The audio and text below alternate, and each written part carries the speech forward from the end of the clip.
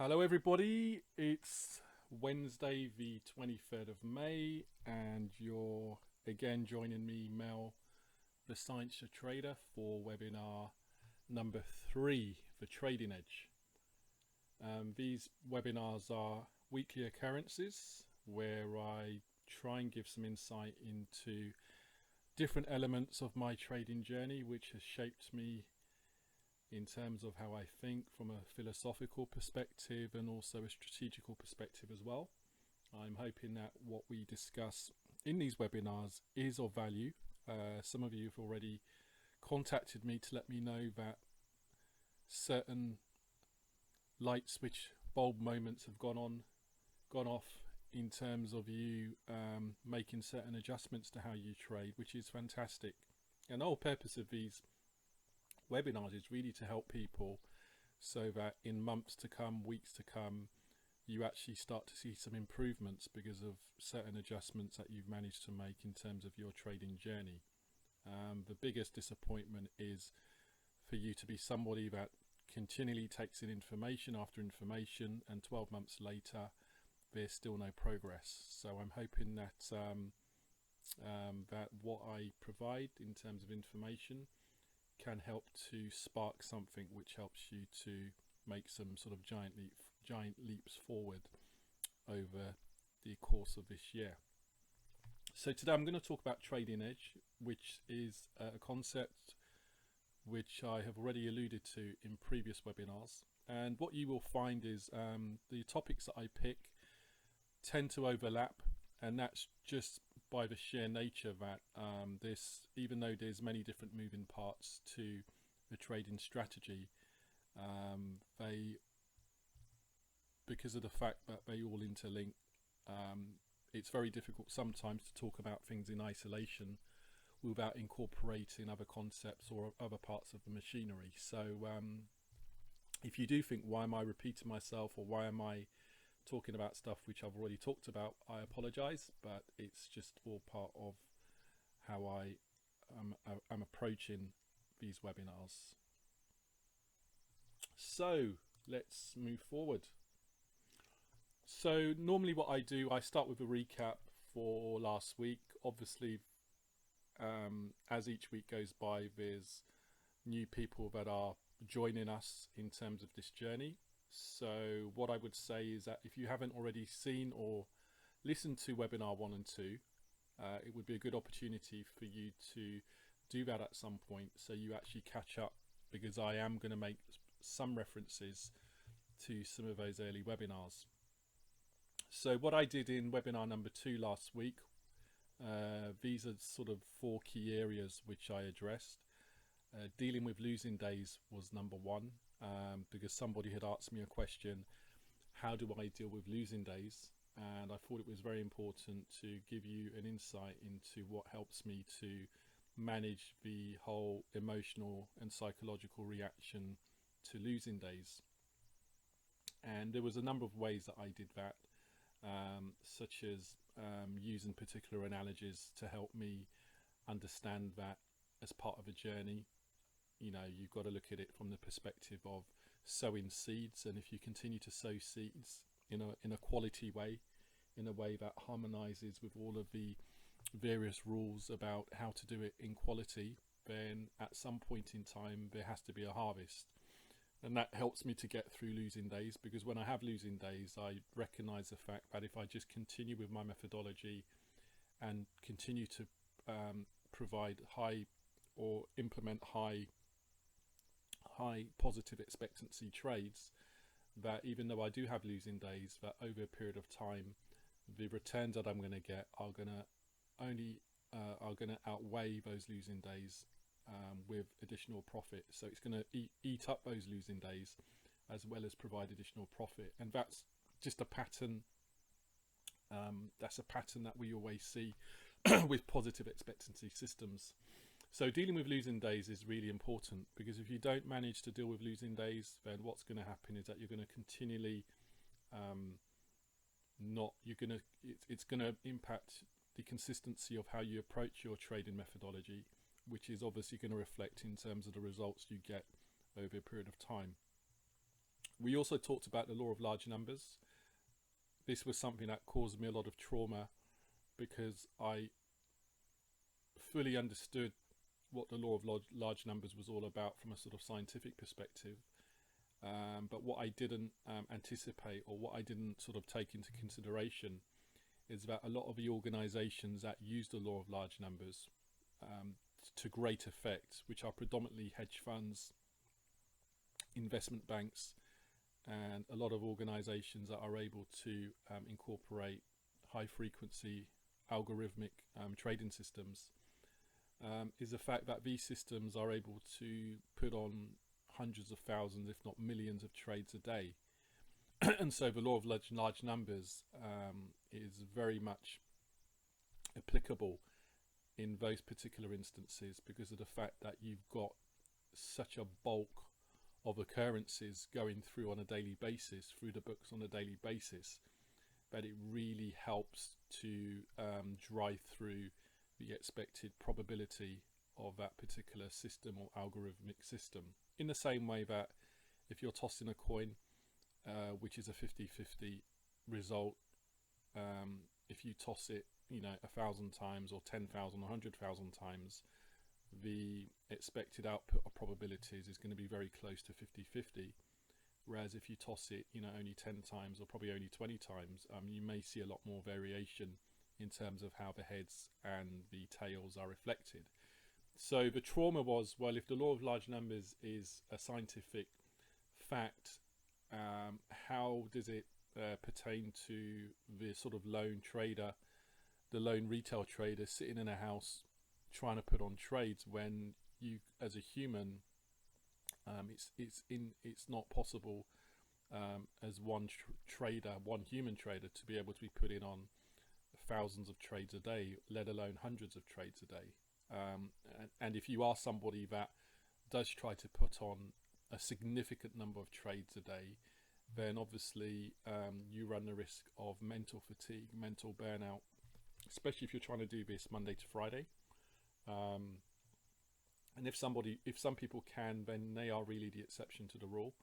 But certainly as a human being, there's only so much your mind can take in terms of concentration, and also trying to concentrate in a manner where you're not making mistakes, as well as dealing with the whole emotional challenge of when trades are not necessarily going your way, or where things happen in the day which don't go according to plan, or where curveballs are coming out of the closet to sort of hit you whilst you're trying to sort of do things in the correct manner.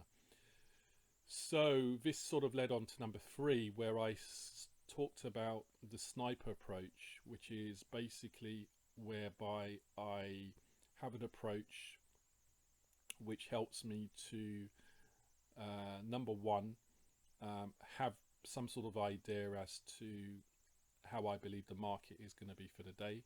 So within the first 3 to 4 trades, I have a strong indication as to whether it's going to be a day that I can push on if I'm already up in profit. If I'm already down in profit quite significantly, and I've already hit my daily max loss, then I will normally stop, because I've sort of realized from experience that it's better to lose the battle whilst knowing that you're actually winning the war. Because if I do decide to sort of trade on after the initial 4 losses, then I risk doing a lot more damage in terms of my account, because I have seen patterns in the market where if I do lose my first 4 trades, for some reason, if I do continue to trade, I could go on to hit sort of 8, 9, 10 losing trades. And it's because of this whole sort of cluster.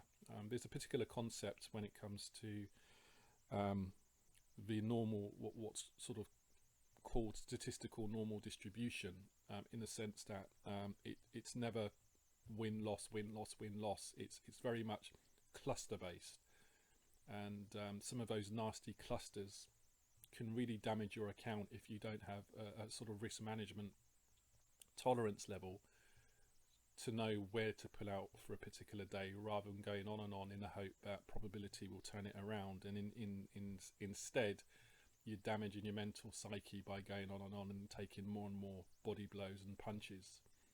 So the sniper approach is very important because it also gives you an indication of when to push on for additional daily profits. So we talked about premium hands, what a premium hand is, and a premium hand is not one trade. A premium hand is a concept which applies to when your first 3 to 4 trades puts you in a very strong profitable position, and then you can push on to push that winning day. So we've always heard about, the concepts of cut your losses and push your winners, and sometimes when people say that, they don't actually make it clear what they're talking about. Certainly the type of trading I do, I can't cut my individual losses because my losses are always predefined. So the way that I'm trading right now, where I'm using losses of £125 liability, well, how can I cut that loss? I'm using the £125 liability to test the market to see if what I believe's true is going to come true. But what I can do is cut my losing days in terms of how bad those losing days can get in terms of value. So once I hit sort of over £300 in terms of losses for the day, I can then make a decision and say, well, let me stop here, rather than my losing day actually going on to 500, 600, £1,000 worth of losses. So that's what I call a sniper approach. Now again, I always do this disclaimer. These things that I'm talking about are what works for me. Other people who are very successful will have different formulas and different approaches. So the way that I approach is not the be all or end all of trading. It's simply just something that resonates with how I think and how I work and how I approach problem solving. So if it's something that resonates with you, then feel free to take it on. If it doesn't resonate with you, then obviously you have complete obligation to not take on certain things that I'm talking about. But what I'm trying to do is offer what they call a smorgasbord approach, where it's a number of different options and different key concepts, so that you sort of take what works for you and you discard what doesn't work for you. And I think probably that's the best approach to take with anything that's been presented to you as far as a trading strategy or formula is concerned. So the sniper approach led on to battle categorization. So battle categorization is again where I kind of used a way to sort of visually define what my days are. So my days tend to fall into 3 categories.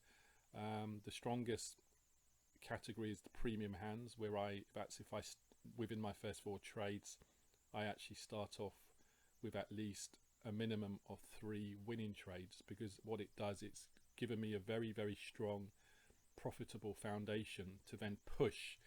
Because if I get 3 winners within my first 4 losing trades, a lot of times it means that I'm actually trading at a point where I've almost sort of joined a trading sequence where it's likely that it's going to be quite a strong handed day.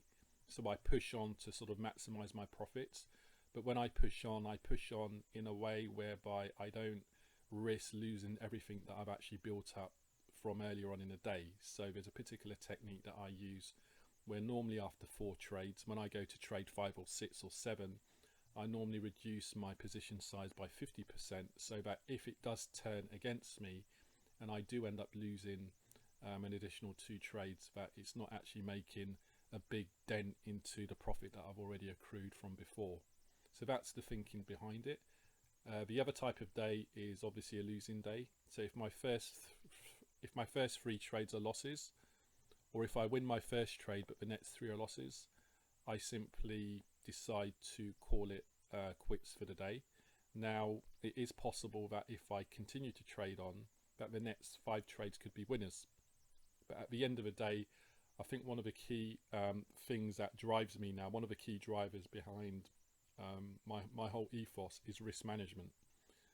So even though I've lost 3 trades in the first 4, or lost my first 3 trades without having a winning trade before the first 3 trades, even though there's a chance that if I continue to trade, I could dig myself out of negative equity into profit, I don't want to do that, because at the end of the day, what I'm trying to do is preserve my capital by having some very, very stringent risk management processes in place.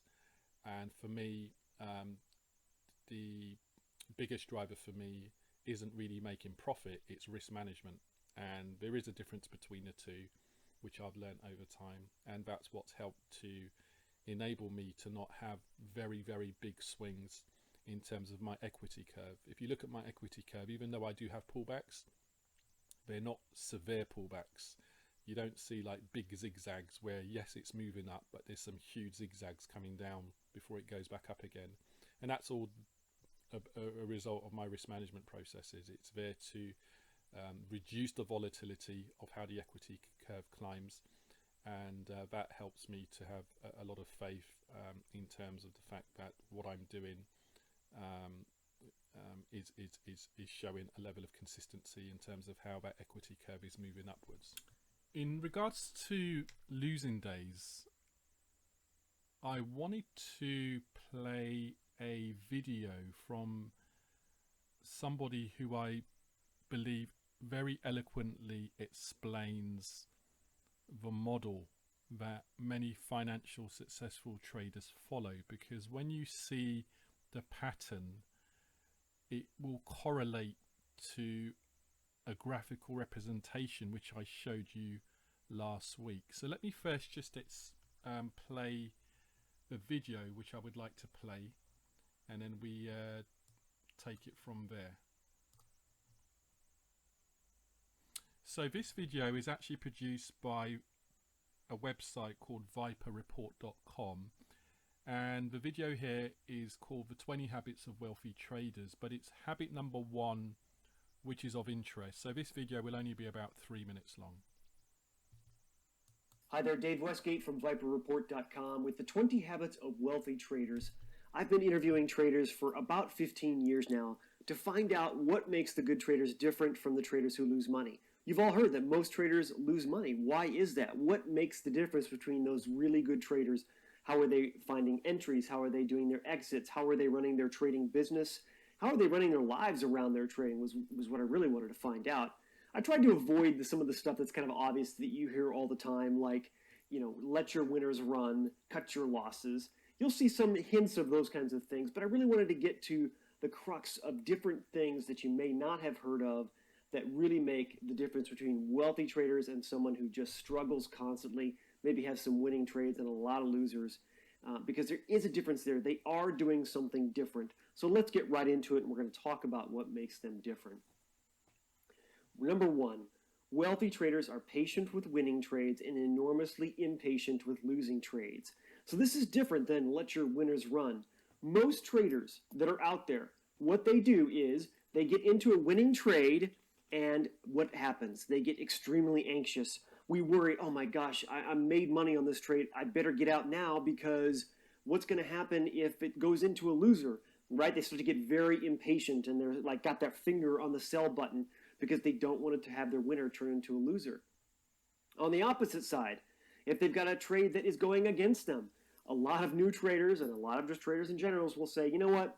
I'm going to wait just a little bit longer to see if this thing turns around. Does that sound familiar to you? You probably have done that yourself. I know I used to do that a lot more. Wealthy traders turn that just completely on its head. They do the exact opposite. They're patient with the winning trades and give it time to work. And they are ridiculously impatient with losing trades. What does that mean? It means that they are out immediately if it goes against them. Here's an example. Let me show you kind of a little graphical interpretation of what this means. Here's what a trade timeline looks like for a wealthy trader. Losing trade, losing trade, losing trade, big trade winner. Losing trade, losing trade, losing trade, losing trade, big trade winner. So they are incredibly impatient with losers, cutting their losses immediately. Some of them, when they go 2-3 ticks against them, they're out. And if you continually do this, if this is all you do, out of the next 20 things I'm going to talk about, if all you do is immediately cut a loser and let your winners go to their full potential, you will have gone 80% of the way there to doing what wealthy traders do. It's extremely important. So I think there's a lot of people out there that think that wealthy traders just have great trades every single time. Absolutely not true. They've got a lot of losers. In fact, they lose more than they win most of the time. But they are so inherently crazy about cutting those losses that they are able to take kind of the randomness out of it and use that little bit of their edge they have to make their winners go for them and actually do the work and make the money that they are going to make for that week, that month, that year. So, this is interesting. Okay, so what I wanted to do at this stage is just do a correlation. So basically the graph here on the left, where you see my cursor buzzing around, this was the graph from the video. Now what's quite interesting is the fact that the consultant who's speaking is basically saying that a pattern of trading which is familiar with many sort of financial traders is this pattern here, where they have small loss, big win, small loss, big win, small loss, big win. Now, how I correlate this to what I'm doing is based on the fact that rather than looking at it in terms of an individual trade, I look at it in terms of an individual day. Many traders that trade, even though they have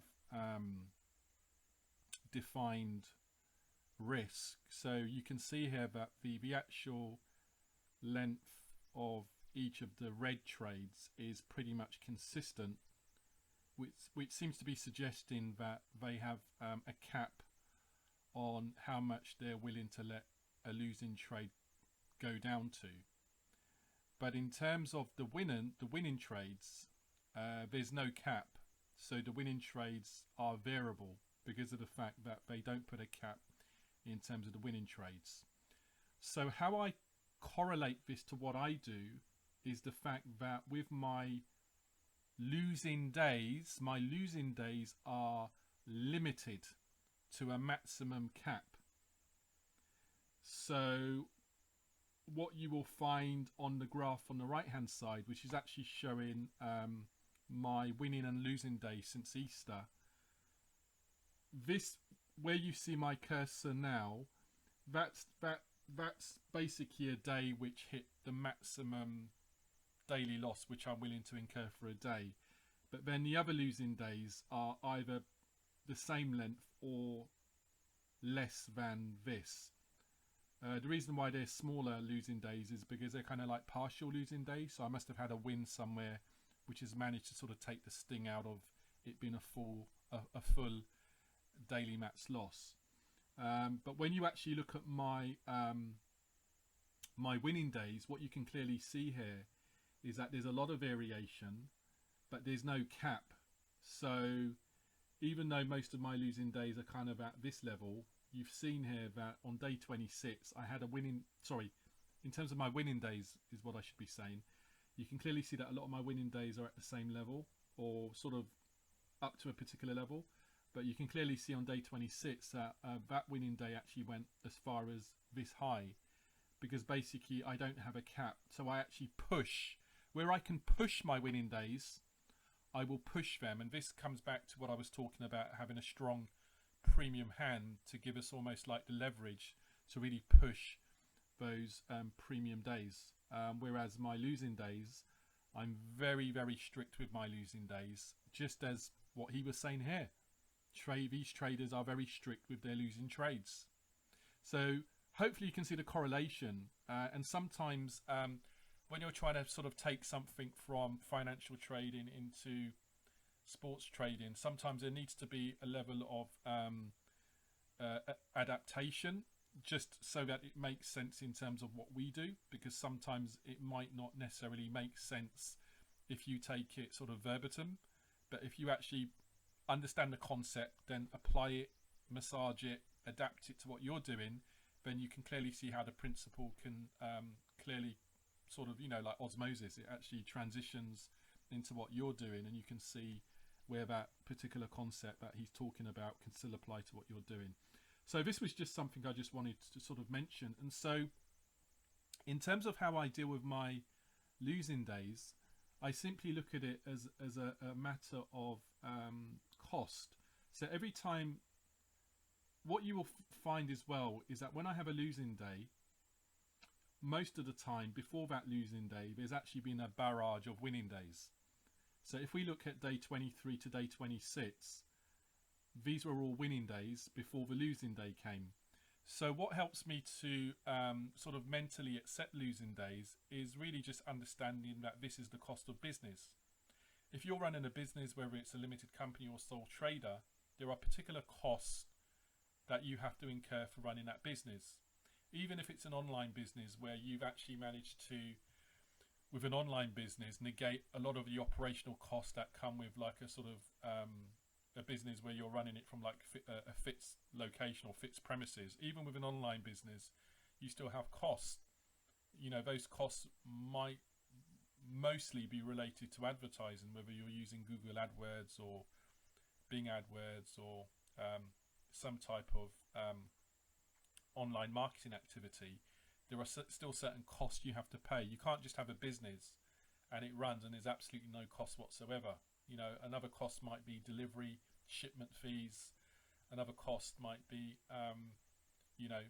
training that you have to put yourself through in order to equip you with the right tools and the right knowledge to execute the business plan. So there's no business that you can run without cost. And I think probably what helps me in a big sense is by understanding there's a cost of business. So when that losing day comes on day 27, I'm saying, okay, this is a cost that I've had to incur for generating the profits from 23 to 26. Losing day number 34, this is the cost that I have to incur for the profits I incurred from day 28 to 33. Day 38 and 39, you can clearly see there were two losing days. These are the combination of those two losing days is the cumulative cost for the profits that I've generated from day 35 to day 37, and so on and so on and so on. Now, sometimes I may have a situation where the cost that I'm incurring actually is either equal to the previous return or slightly more. So you can see in day 56 that the actual cost of doing business was actually equal to the rate of return that I had before. And then on day 60, you can see that the losing day that I had, is actually I thought it was greater because I was actually just looking at day 59. But if you add day 59, day 58, and day 57, losing day 60 is still probably slightly exceeding the profits that I would have generated in the sort of previous time interval. But what you will find most of the time is that when I do have losing days, the actual cost, I just call it cost, the cost most of the time is dwarfed by the profits that I've generated before that losing day. And so what really tremendously helped me was trying to understand trading, the whole trading life cycle as a business where you're going to have profits and cost. Now, where you should be worrying is if the costs are occurring more frequently and are greater than the profits that you're generating before the cost happens. So, but clearly what I'm trying to do is just show you how I've taken a principle that applies to financial trading, where if I applied it verbatim, it wouldn't make sense because of the fact that these traders here are cutting their individual trading losses. So they're cutting the losses quickly. But I can't cut my individual losses because my individual losses are always predefined as a certain amount. But what I can cut is the value of my losing days, whilst allowing my winning days to run in the same way that these guys are allowing their winning individual trades to run. Yeah, hope that makes sense. So moving on, the other thing that I just wanted to show you, as you already know, I'm a great believer in Monte Carlo analysis, and I think previously I've shown you equity curve simulations to show you how an equity curve, how you can generate an equity curve or a series of equity curves based on particular metrics that you have for a particular model that you're looking to trade. One of the other things that a Monte Carlo analysis shows you is it can actually show you also the individual components. So rather than just showing you a graph of an equity curve, it actually shows you the simulation of the individual trades. And just one of the things I wanted to touch on is, again, just to reinforce the fact that it's really important to understand that when it comes to trading, that it's very much cluster based. And what I mean by that is,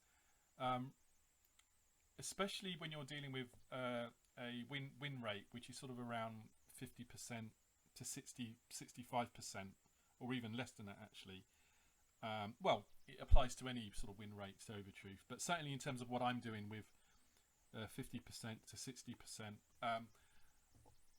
what I tend to find is that when I'm getting sequences of wins and losses, it's very much cluster based. So what I mean by that, it's not win loss win loss win loss. What I find is that when the losses come, they come in clusters most of the time, and when the wins come, a lot of the times they come in clusters as well.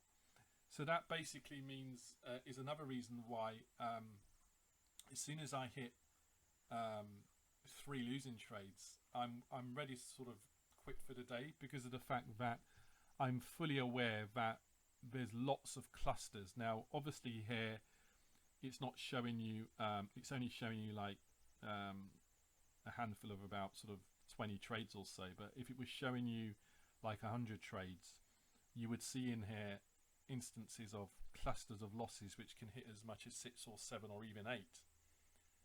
So what I'm trying to do when I sort of stop for the day after 3, I'm trying to protect myself from possibly hitting a losing streak that could hit 6, 7 or 8 or even 9 or 10. Yeah? Essentially what I'm trying to do, that sort of battle plan I have where I'm talking about premium hands, losing days and the days where it's kind of like bloody battles, where it's like, you know, 2 wins, 2 losses, and I'm going into that 5th trade, which decides how much I'm going to sort of move forward even more. Essentially what I'm trying to do, I kind of see my trading results as kind of like this continuum of peaks and troughs. And essentially what I'm trying to do is get on to where it's kind of like peaking and try and get off when it's going down. Now it's almost impossible to get it right consistently, because, you know, you would have to be like a superhuman who could foretell the future in order to be able to always get on and get off at the right time. But essentially what I'm trying to do is I'm trying to get on when there's streaks of positive wins, which takes my equity curve up. And then if I'm hitting a period of time where there's cumulative losses taking place, then I'm trying to jump off rather than staying on, so that I'm on for the slippery slide all the way to the bottom, which then is a huge dent in my account. Yeah. Now, as I said, this particular concept is really just based on the fact that my motivating driver is risk management. If my motivating driver was profit, then when I'm hitting a slippery slope, if my motivating driver is profit, no doubt I would probably be staying on in a hope that, knowing that there is a potential that where this arrow is, it could all of a sudden go back up again. Yeah.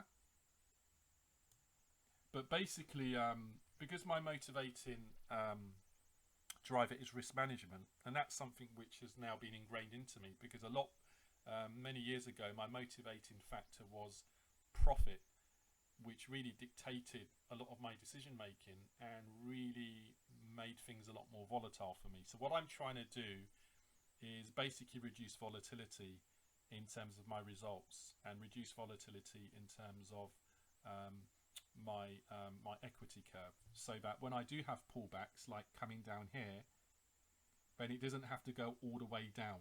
It goes like to here, and then I stop for the day, and then I start trading, and hopefully I'll pick up another peak.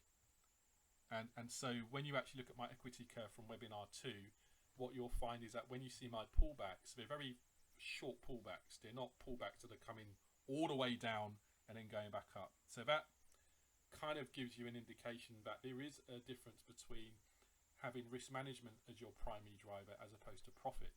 I mean, ultimately, even though risk management is my ultimate driver, I still want to make profit. But what I'm trying to do is deciding whether it's profit or risk management that dictates your decision can have an impact in terms of how much volatility is conveyed in terms of your trading results and your equity curve. Okay, in webinar number 1, I actually gave you some insight into some of my mentors. These are people that have really shaped my journey, influenced it, and given me a lot of the concepts which I'm talking about. One of those was Peter Brandt, up here, who is a legendary trader who has made millions and millions of dollars in terms, hundreds of millions of dollars in terms of trading. Peter Brandt was actually a couple of weeks ago, there was an interview that he gave, which was very, very, very insightful, because it really shows you how just because somebody has attained a particular level of success in trading, it doesn't mean that they're not susceptible to the same issues that me and you are facing every day. So what I wanted to do was just play that presentation and then give you an insight into what Peter has to say.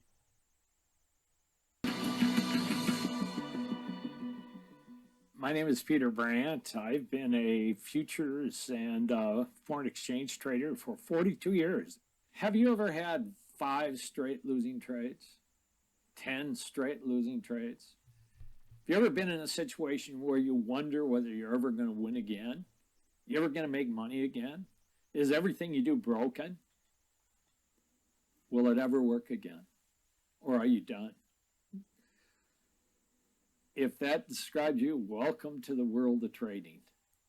What I want to talk about is the 2 most dangerous periods that can enter into the life of a trader and how they affect you in slightly different ways, but important ways. And the 2 things are severe drawdowns, and the second thing is a severely profitable period of time, because they also can be very dangerous. First, let me talk about the drawdowns. Drawdowns come. Yeah, it's just a matter of probability theory, is that drawdowns will occur. I've had numerous drawdowns in my period. And a drawdown, of course, is that time in which you start losing money and you measure a drawdown from the peak equity you have to the valley equity you have before you go up and make a new peak, and that's your drawdown. I've had severe drawdowns as bad as 37%. Luckily, I haven't had one of those lately. The worst drawdown I had, though, was in duration, not necessarily in magnitude. People think that drawdowns are losing money. Sometimes drawdowns are just the agony of not being able to make anything and just struggling for a long period of time. My worst year as a trader was 2013, in which I lost 13%. But that was part of a drawdown that lasted 15 months. For 15 months, I was in a drawdown, and it was agony. And emotionally, it was agony. You know, we think in terms of drawdowns being capital, but there is such a thing as having an emotional drawdown.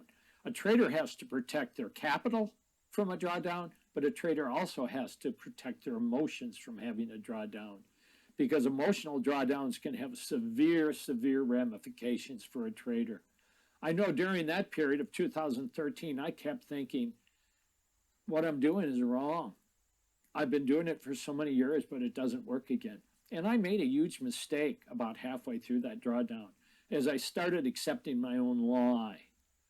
All around me, people are saying the nature of markets have changed, markets are different, there's more participants in the markets, the Fed is involved, there's all kinds of things going on where the markets are just different than the markets have always been.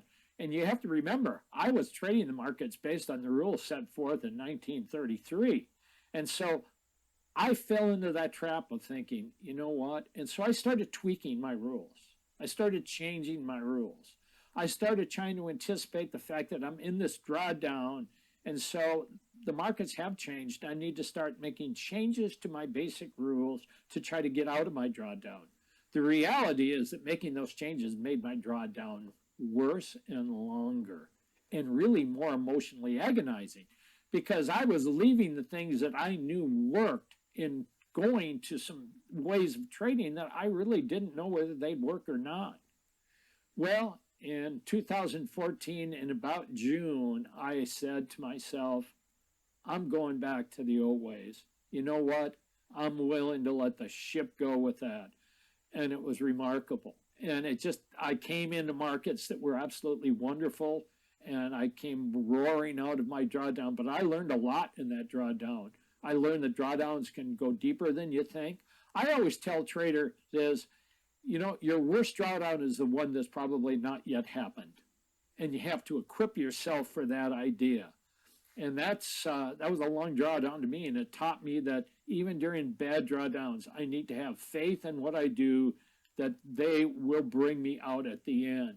I want to talk about another dangerous period in the life of a trader, especially in the life of new traders. I remember saying at the Board of Trade, people would say, the worst thing that can happen to you as a new trader is that you're right away. Because you start to think you're smart. You start to think that I know a lot about these markets. And you start betting more than you should.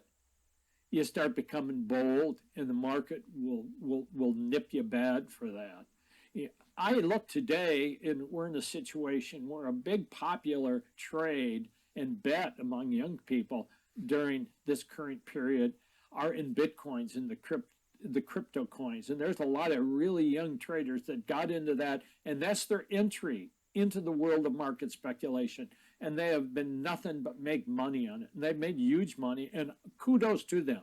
I give honor to these young people that figured out that market, positioned themselves, bought a lot of Bitcoins early on, and have made a lot of money. But I also caution them, because that, in the end, there will be an end to the big run up in crypto prices. In the end, some of these traders are not going to know how to handle the bad times. They've been through the good times, but it's the bad times that'll come back. You know, there's an old saying in the market that's so true, that if you stay around long enough, it's easy to make money in the markets. The challenge is keeping what you make.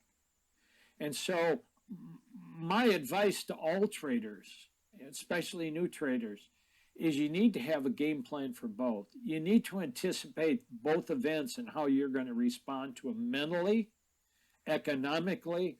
How are you going to deal? Sitting today, if I were to say to you, you're not going to have any money, make any real money in the market for 2 years. How are you going to deal with that if that comes true? Are you going to be prepared for that?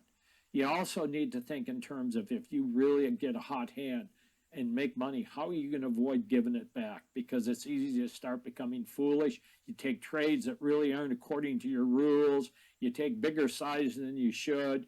You become very, very foolish after winning times. And so traders need to plan for both of these events in advance so they know how they're going to react. So that was a very, very, very...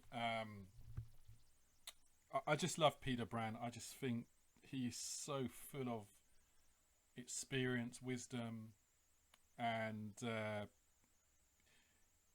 you've got to remember, just to sort of contextualize, because I know you're probably thinking the same as myself, that, good God, doesn't matter how strong psychologically I am, there's no way I could survive going through a drawdown for a whole year. You've got to remember that these are guys that have already made lots of money from trading. So when they do encounter these gross drawdowns, it's not like they're penniless, yeah? Whereas, you know, me and you know, we're kind of trying to sort of build up our kind of financial platform from grassroots. So there's no way that we could sustain drawdowns that long. But certainly, I just wanted to contextualize. And also the other thing to bear in mind is that a lot of these guys like Peter Brand are trend traders. And because the trend only happens, around sort of 30 to 40% of the time, they're going to experience drawdowns which are a lot longer, because they've got a win rate which is probably a lot lower than 40%. So I just wanted to give some context there, rather than you thinking, Mel, are you really expecting us to, are you expecting yourself to actually go through a drawdown of over a year and a half, whatever? So just give some context. But I think what we can take from it is really just what Peter is saying is that when you are hitting some really difficult moments in your trading journey, you've really got to, before you actually jump ship, in terms of looking for the next trading strategy, you've got to really understand, is what you're experiencing something that's part of the whole process of probability, or is it something that indicates that there's something drastically wrong with what you're doing? And what Peter was saying was that, well, what he'd been doing for decade after decade had been working, so he didn't really see any reason that there was a need to change. And I'm sure he would have obviously done his homework to assess whether the market had changed in a way that would have was having an impact on his trading, which in the end it didn't, because he obviously came out of the drawdown and came bouncing back with some significant results from what I've seen. But these are difficult decisions, and I'm not actually trying to downplay the decision-making process. It can be quite traumatic in terms of trying to make a decision as to whether what you're experiencing is a result of the fact that you need to make changes, or whether it's the fact that you need to be disciplined and continue to follow your methodology.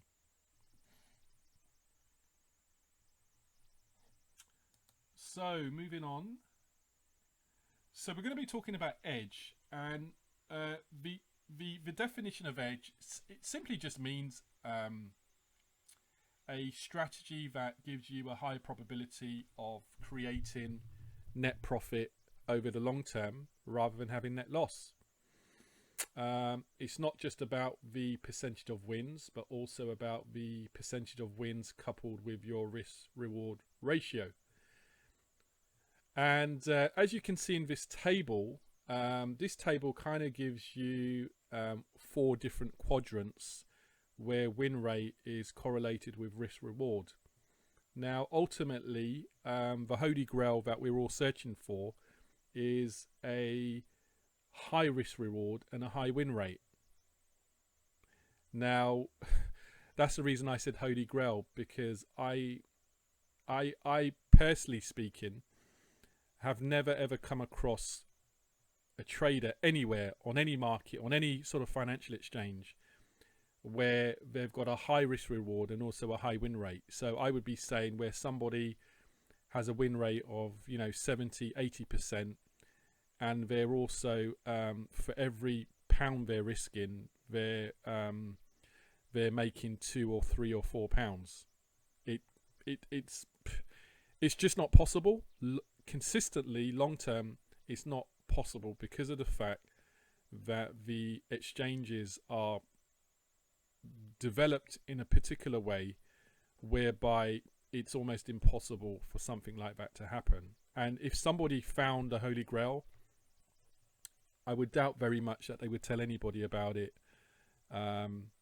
because of the fact that it's almost impossible. If any of you have a win rate which is above 70% and you're making 2 to 1, 3 to 1, 4 to 1, and you're doing it consistently across a minimum of 100, 200 trades, and let me know, because it's something which is unheard of. And that's why most of the time profitable trading is actually occurring in quadrant 1 and quadrant 4. So quadrant 1 is where you have a high win rate, but with a high win rate, you have to accept that your risk to reward is not going to be too favorable.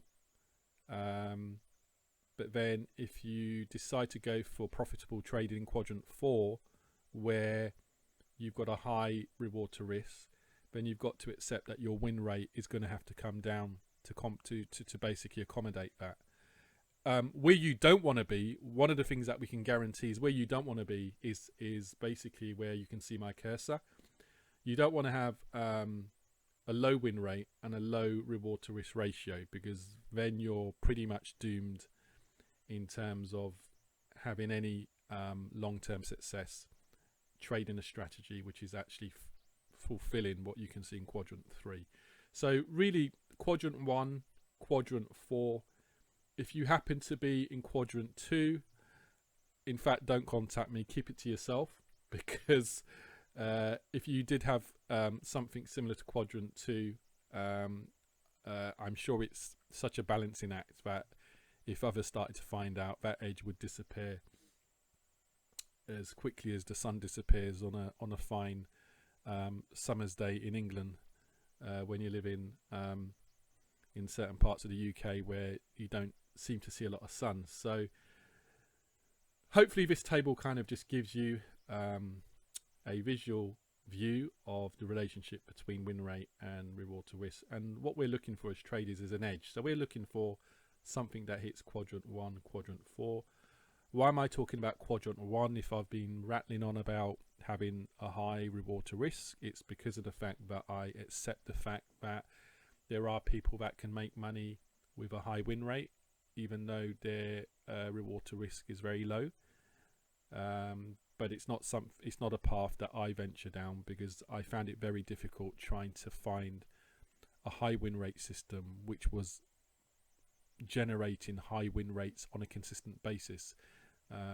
And when they drop from 70 into 60, it's a huge impact in terms of profit potential and the ability to recover from drawdowns. So my tolerance factor, my appetite is quadrant 4, but you might be in quadrant 1, which again, it's great if that works for you.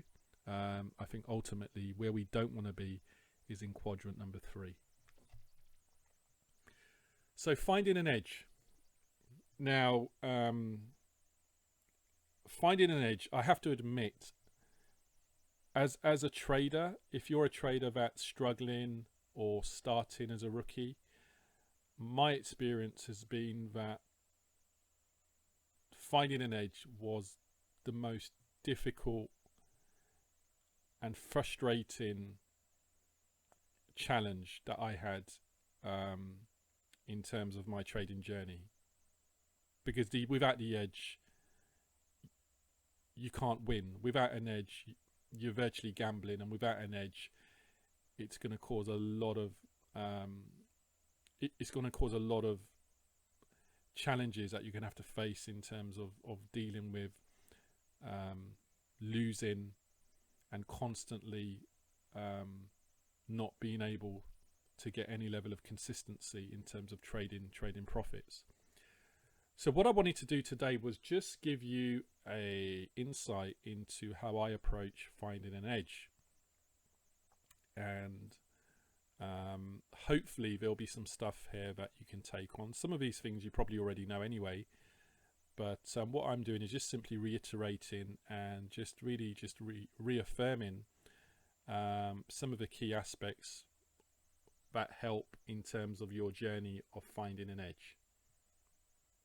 So number 1, new hypothesis or existing hypothesis. So when you're trying to find an edge, and I'm going to be talking about football trading specifically because that's what I do, but this again can relate to whatever market, whatever exchange you trade on, whether it's the Nasdaq or the S&P or the Dow or the FTSE, whatever exchange you trade on. These are things that I think can pretty much mold and be applicable to any sort of exchange. You have to start out with a hypothesis. So when it came to football trading, there's 2 ways you can approach it. Number 1, you can either go to, and there are a few websites that I recommend. These are websites that provide football trading strategies. And I'm not, and I will provide you links to some of these websites, and some of these websites you probably already know anyway if you're a sports trader. But the reason that I'm talking about existing hypotheses is it's not so much about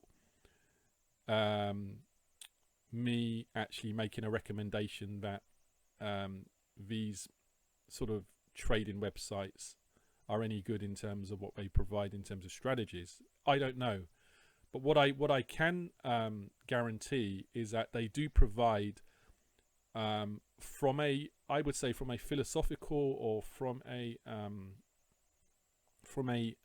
strategical or a conceptual or theoretical perspective. What they provide in terms of strategies is something that you can use as a starting point.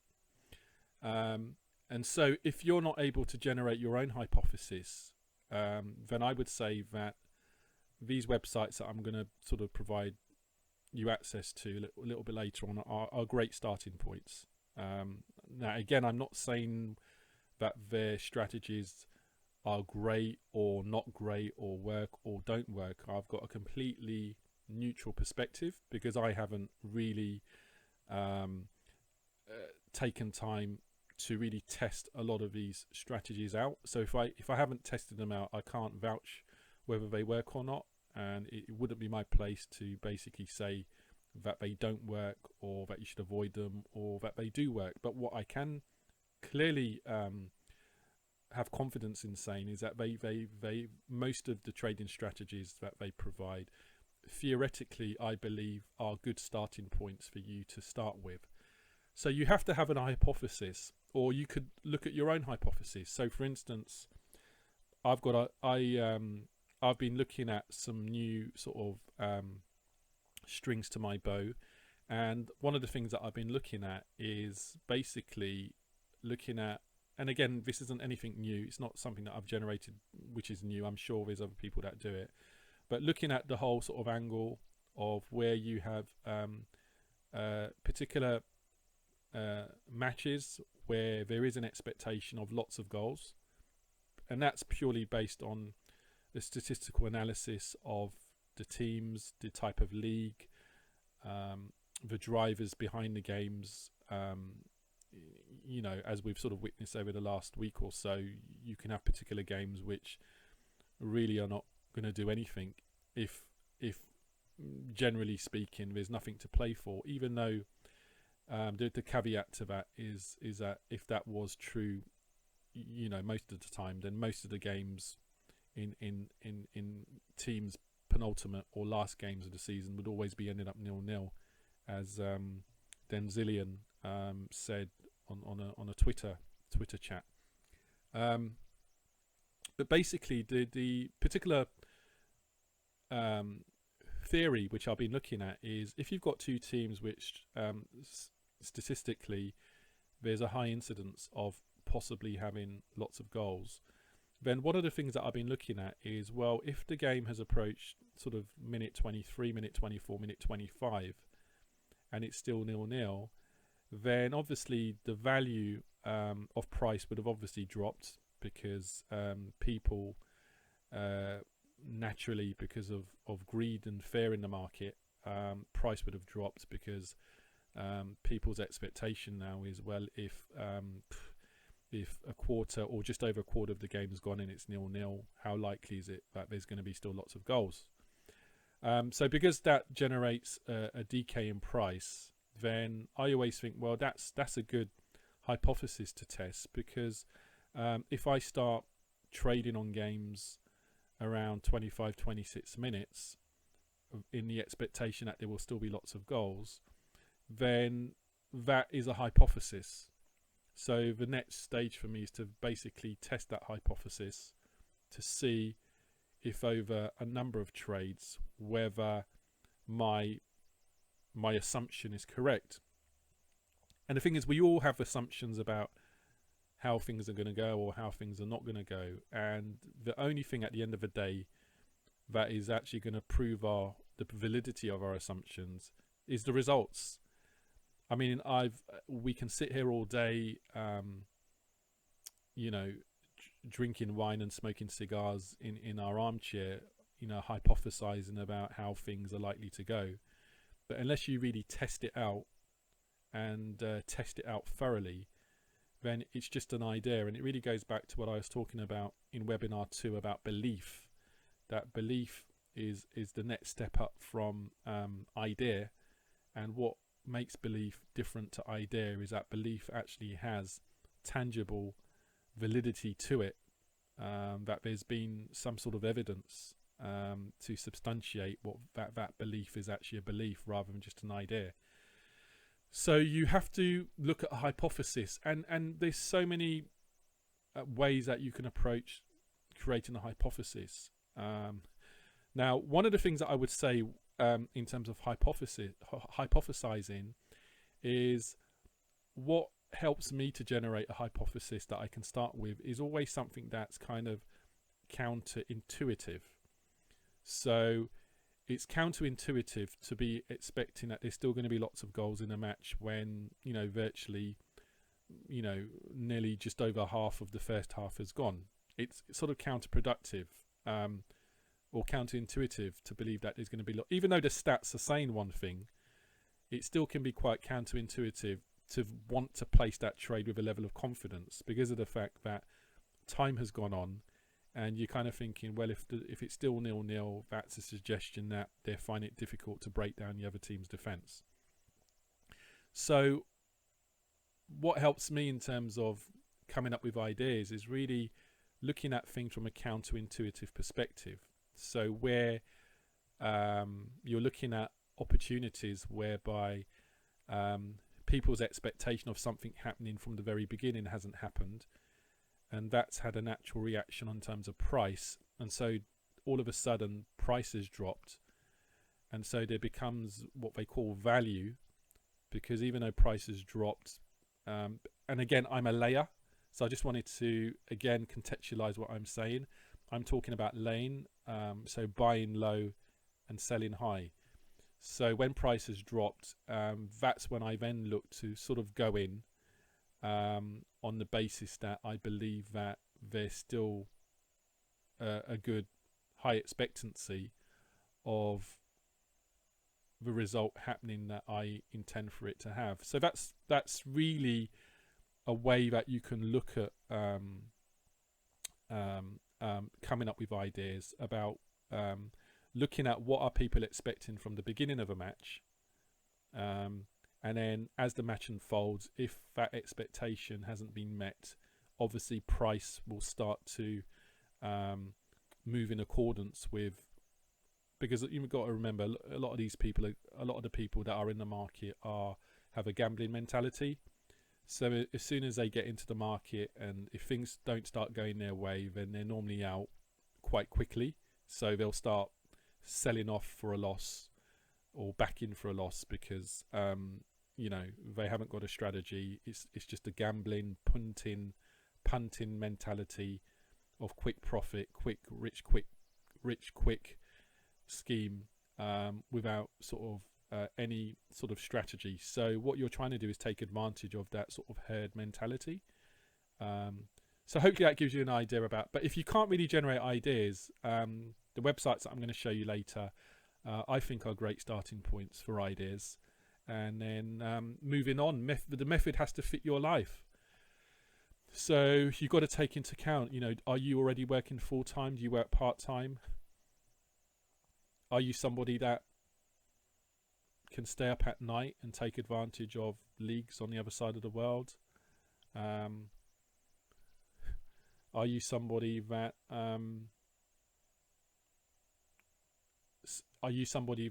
has difficulty being able to trade, more than sort of 4 or 5 times a day? So you've really got to kind of look at your lifestyle, your personality profile, because at the end of the day, most of us are in families. So you're with your partner, you've got kids, or maybe you're involved in relationships which are demanding or require your input or involvement or time at certain times of the day or certain times of the week. And all of those things can contribute to deciding what type of method is going to work best for you. Because for myself speaking, I found that the method that works best for me is a methodology where I don't have to be trading more than sort of 4 to 6 times a day if I don't want to. If I'm trading a strategy which requires me to trade at least 10 times a day, then it's going to cause issues for me because of the fact that there's other sort of responsibilities I have throughout the day which are going to cause a conflict of interest. And also the fact that I know myself in terms of my mindset, and that I know that when I do try to trade lots of trades, that fatigue and mistakes will generally start setting in once I start hitting trade 9, 10, 11, 12. And I've experienced that in the past, whereby I've sort of gone in on the basis of probability that the more I trade, the more probability will come through, not realizing that I'm not a computer algorithmic system. I'm somebody with emotions. I'm somebody who has to go to the toilet. I'm somebody who might have to take critical phone calls coming in. I cannot consistently barricade myself from the rest of the world. So these are the kind of things that you have to take into account. And if you find that what you're trying to pursue is conflicting with your personality profile or conflicting with your lifestyle, then you really have to address that early on. There's no point, one of two things has to change. Either the methodology has to change or your lifestyle has to change. And it's really a decision that you have to make as to what's going to concede to make that balance right and favorable for you to generate consistency in terms of your trading journey. The method has to be laser focused. So again, what really worked for me was when I decided to make a decision as to this is going to be the foundation of my strategy. So what used to kind of cause issues for me in the past was that I always used to be trying to trade different strategies on the same day. I know there was one particular period of time where I was trying to trade football and then trying to trade tennis and trying to do it all in the same day. And these trading approaches were different as well. So I had different approaches for football, within football, different approaches in tennis, and it becomes an absolute minefield.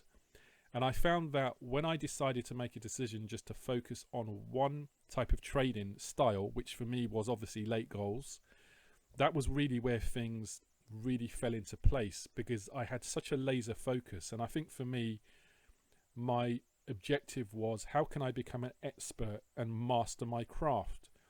Last week we talked about a sniper, a mentality, and a sniper. A sniper is a sniper. They don't put a sniper on the front line or put a sniper in a tank, or a sniper is somebody that has a very precise way of executing his craft, and a sniper masters his craft. And that was really the approach that I had to take, was that with the late goals, how can I master this? If I put all my focus and energy into this trading strategy and trading style, how can I master it so that I completely immerse myself in it, rather than I'm doing late goals and I am doing other things now, but that's only because I've mastered my craft. I do believe in diversification, and diversification is obviously a concept that's which is really much the bedrock of long-term investors or long-term investment consultants, where when you go to them regarding doing a long-term investment, what they will normally do is take your funds, divide it up, and put it onto into different investment vehicles, because the concept behind investment is diversification helps to minimize risk, because if you if you have a diversified portfolio where these portfolios are not linked in any that the different markets are not linked, they're all diverse in their own way, then it's very, very rare that all the investments will go down at the same time. Yeah. Now it's very rare that all of them will go up at the same time. But the hope is that there will be more positive investments than negative investments, and so the net result is an overall positive return. So I do believe in diversification in terms of trading, but only diversify when you've mastered your craft for your first strategy.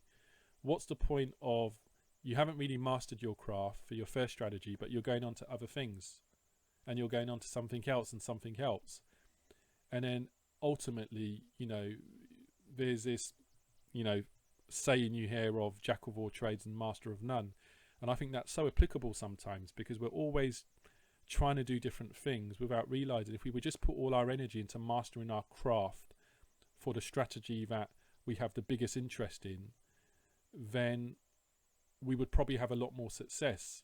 But because our time and attention is and as I said, we're human beings, so there's only so much you can concentrate on different things before mistakes start seeping in, etc., etc. So I think being laser focused, and when you actually look at, that's why a laser beam can cut through steel, because the laser, the way that they actually produced the laser beam, it's all to do with narrowing that shaft of light, but by narrowing it and increasing the amount of energy that's going through it, rather than increasing the width of the laser beam, and then the energy is kind of more sort of dissipated across the whole beam, as opposed to having it very tight. And I think if you have a laser focus, then I think over time you actually start to see the benefits in terms of the output of what you're trying to achieve with your trading. When you're looking to find an edge, I think your number one objective is really simply that you're trying to make more than you lose.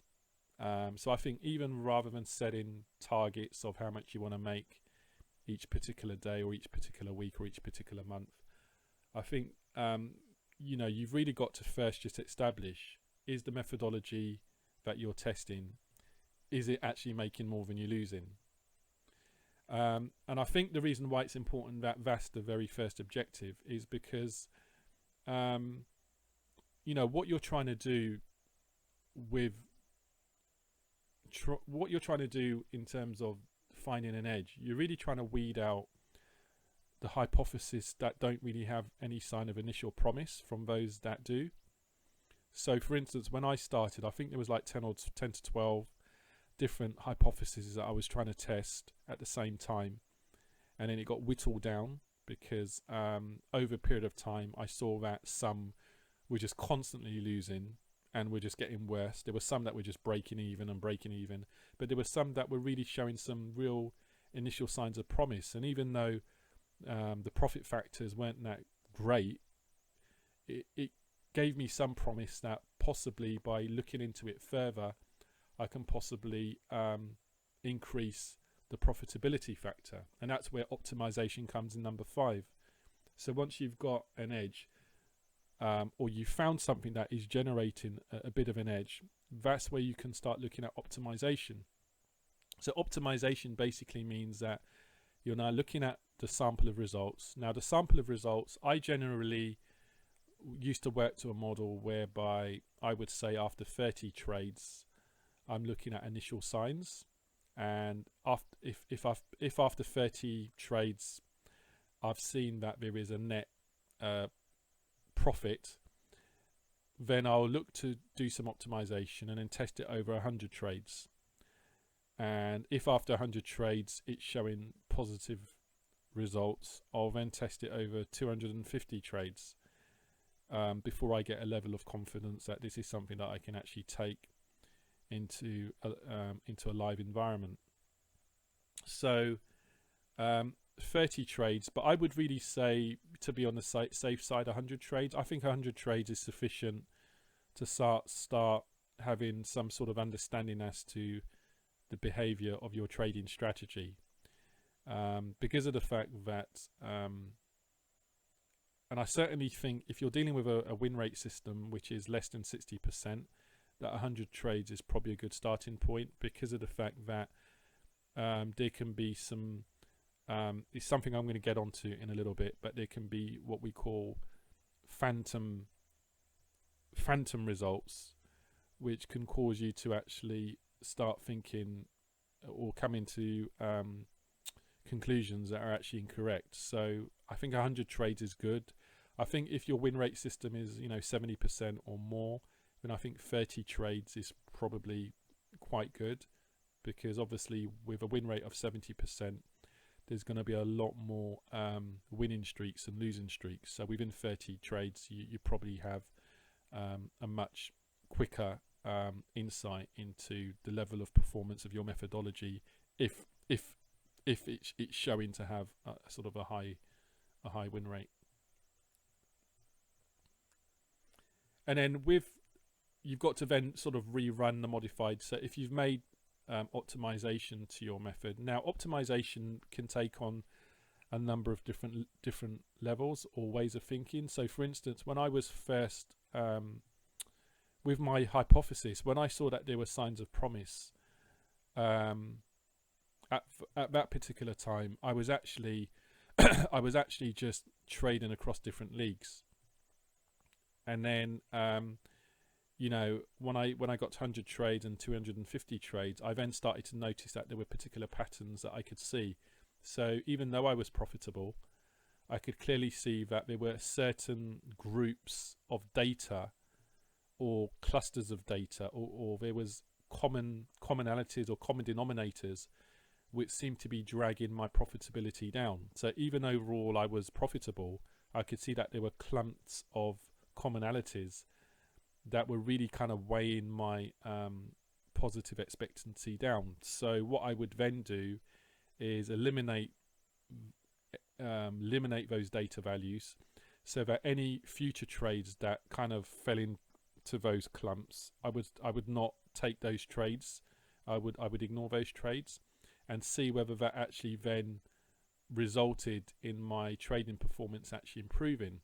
And so one of the things, just to give you an example, one of the things I noticed was that there were clumps of trades coming from countries like Argentina or Brazil or Russia or the Ukraine, or and sometimes it wasn't even about a country, it was about a particular league in a country. So so whilst the Spanish Premier Division, I was fine with that, I found that the second division of Spain was always weighing my data down in terms of performance. In some cases I found that Finnish Division 1 weighed my data down, but Finnish Division 2 and Finnish Division 3 was absolutely fine. So what I then realized was that in terms of optimization, I had to add like another filter, which was actually looking at the performance of the leagues. And I had to come up with ways of being able to assess whether a league was going to be, whether particular leagues were actually going to be a hindrance to my strategy, or whether they were actually going to be an enhancement. And so you have to generate ways of being able to assess that. And again, I'm going to provide you some resources in order to be able to do that, in terms of knowing where to go to get stats, etc. So optimization doesn't basically mean that when you've got a trading strategy and you get losses, that you then eliminate those losses to make your strategy look like it's a lot better than it should be. That's not what optimization is. Optimization is about finding patterns. So, if I only had if I had five trading results and they were from Russian leagues and they were all losses, I wouldn't just cut them out and say I'm not going to trade Russia, because what is 5? I mean, it's such a low level of data occurrences. You can't really make a judgment call. But if I had, if I had traded, if I had, I don't know, 30 trades coming from Russia, and finding that of those 30 trades that 22 were negative and 8 were positive, then that might make me kind of think, okay, let me look at this in more detail. And then the other thing you got to take into account as well is not just how many times it's wins to losses, but you've got to take into account also, what reward to risk are you trading on, because you've got to take that into account as well. So you could have more losses than wins from a particular league or particular country, but if overall you're still quite profitable because your reward to risk more than overcompensates, then you can still carry on. So these are the never-ending judgment calls you have to make, and that's why trading it's such a lonely game, but it's also a game whereby nobody can feed you. Nobody can feed you directly. You have to do the grafting and the hard work. If you're somebody that just wants to depend on a tipping service, then you are at the mercy of the person who is doing the tipping. And for me, I felt I want to be in control of my destiny. I want to be in control of what I do. And there's a certain level of congruency and a certain level of fulfillment you get when you actually create something from your own mind which works. And I think it's just it really is self-fulfilling as a person to be able to do that, rather than, and I'm not knocking tipping services, but I think a lot of tipping services, tipping is it's something that comes out of the whole gambling market and punters and people wanting to punt and bet and gamble. But if you're somebody that is a serious trader that wants to really seriously trade, then I think going through the whole life cycle of birthing an idea and seeing it through to completion, I think there's no greater level of self-fulfillment. So this is kind of the process of finding an edge. So I can't tell you what your edge is. And the other thing you need to bear in mind as well is that I have an edge. I can't tell you in full detail what my edge is in terms of tell you the secrets, because for me that would be kind of selling out the struggles I've had to get to where I am. And to be fair, some of the markets that I operate in are not necessarily high liquid markets. And if I was to start telling people exactly everything about how I trade and give you the tools that I use, everything, then it would probably impact my trading, because there's certainly you've seen some of the markets that I operate in. People will tell you don't go into those markets, but it works for me because of the fact that the way I trade, I'm not going in at price when price is 3 or 4. I'm going at price when price is so low that the liability is always going to be low, so it doesn't require high liquidity. But certainly if you have 100 or 1,000 people all going in trying to do the same trade, then certainly it would have a big impact in terms of the price movement in markets like that. I thought it was also important just to let you know what was I looking for. So the previous slide here is just telling you what I think can be applicable to any market, any exchange. But what I'm doing in this slide is actually talking about what was I looking for when I was trying to sort of develop my method. So I was looking at something that was able to support a full-time income. So for me, it wasn't really about making a few £100 here and there. I needed something which was able to provide me a full-time income. So everybody has different expectations of what a full-time income should be, and that's just based on where you are in your life. So it's not for me to say whether the trading strategy that you execute or follow should generate £2,000 or 3,000 or 5 or 10. It really comes down to what you need, what works for you and your family, and where you are in your life's journey. But at the end of the day, for me, the big question was, am I looking at this as a part-time income or a full-time income? I was looking at it as a full-time income because I wasn't working in full-time employment. I had been involved in a number of different businesses, and what had happened was with some of these businesses, I was trying to do trading on the side, but realized that I really did want to go into trading full-time. So I really needed to find a strategy that was able to support a full-time income. So obviously from number one, I needed to find a strategy that was applicable for 12 months of the year. For me, it wasn't enough to sort of trade from September till May and then say, oh gosh, now we've hit summer, what am I going to be doing for June, July into August? I needed to have a method that was tradable all year round. So this impacted my decision-making process as well. So, we're coming now to the end of May. We've got a World Cup coming on. Obviously, the way I trade, I don't trade World Cups. Well, I do trade. There is a particular way I can trade World Cups. And it's something that I'll talk about at the end. But certainly, I mostly trade national leagues because a lot of the stats that I get are based on the consistency because of the number of games that happen in leagues. So there's a consistency in the data. With World Cups, the consistency is less in terms of patterns, but there are certain things you can do which I'll talk about. But certainly for me, the method had to be something that's 12 months. So hopefully over the next 8 weeks or so, I'll be able to demonstrate that, because there's still a lot of leagues going on. There's still a lot of leagues that are going on. It's just sometimes the sort of traditional football trading mentality, because it always says, only deal in very, very high liquid markets like England, Germany, Italy, Spain, you'll automatically have this sort of discrimination against other leagues where the liquidity isn't that great. But again, it depends on what you're trying to do.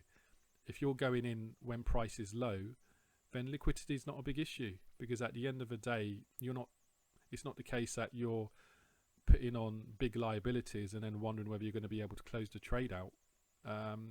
So for me, at this time of the year, once the big leagues start to phase out, then my attention would normally turn to a lot of the Nordic leagues, Scandinavian leagues that are still playing. The Asian leagues are up and running. Japan, South Korea, Philippines, Singapore, Malaysia.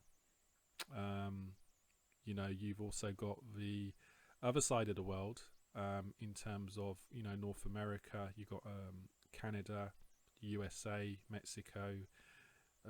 You've got Central America. You've got South America, and South America.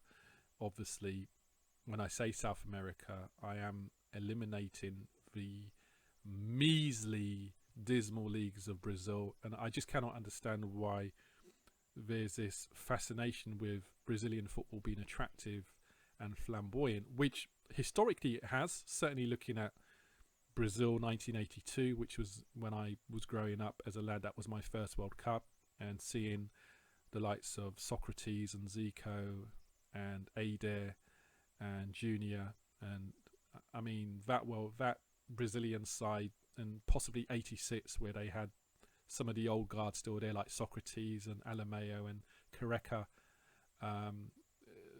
Those Brazilian sides were just absolutely incredible football, and I think the only Brazilian side that's probably come close to matching that type of flamboyant football since then has been when you had Ronaldinho, Ronaldo and Rivaldo. There is some argument that the Brazil side now with Neymar and Jesus and some of the other Brazilians there is returning back from the dismal decade that we've seen with previous Brazilian football. But in terms of their leagues, I just can't understand how the leagues, the output of goals is so low. But certainly, yeah, there's lots of leagues that are still ongoing, and even you've got Ireland, the Irish leagues. You've got still, leagues in Europe that are still operating. So, and then within each country, there's more than one league. So, you can never say that football dries up. It's just constant. It's just the case that you have to do a bit of adapting, a bit of modification, probably some additional research, because at the end of the day, when I'm mentioning these leagues, I'm not saying that every one of them is going to be perfect for your trading style. You've still got to go in and do your research, but ultimately I needed something that was applicable for 12 months. It's got to be a method that's scalable. So I gave you the story in webinar 1 as to I had subscribed to a particular football strategy many years ago called football hedging, where the gentleman basically said he had a strategy where it was almost 100% foolproof in terms of having no losses. So at the worst, it's break even. And the way he was doing that was if you had a primary market that you traded in, and if that primary market wasn't working, you would use other markets to almost kind of compensate for it. But the problem with that is that there was a very fine balancing act, because in order to use other markets, the price in those other markets had to fall within a particular range for it to work. And as we all know, when you've got different moving parts of the machinery, it doesn't always work in tandem, which then presents risk, because then you were waiting for it to fall into range, and then if something happened in the market before, then you were basically stuffed.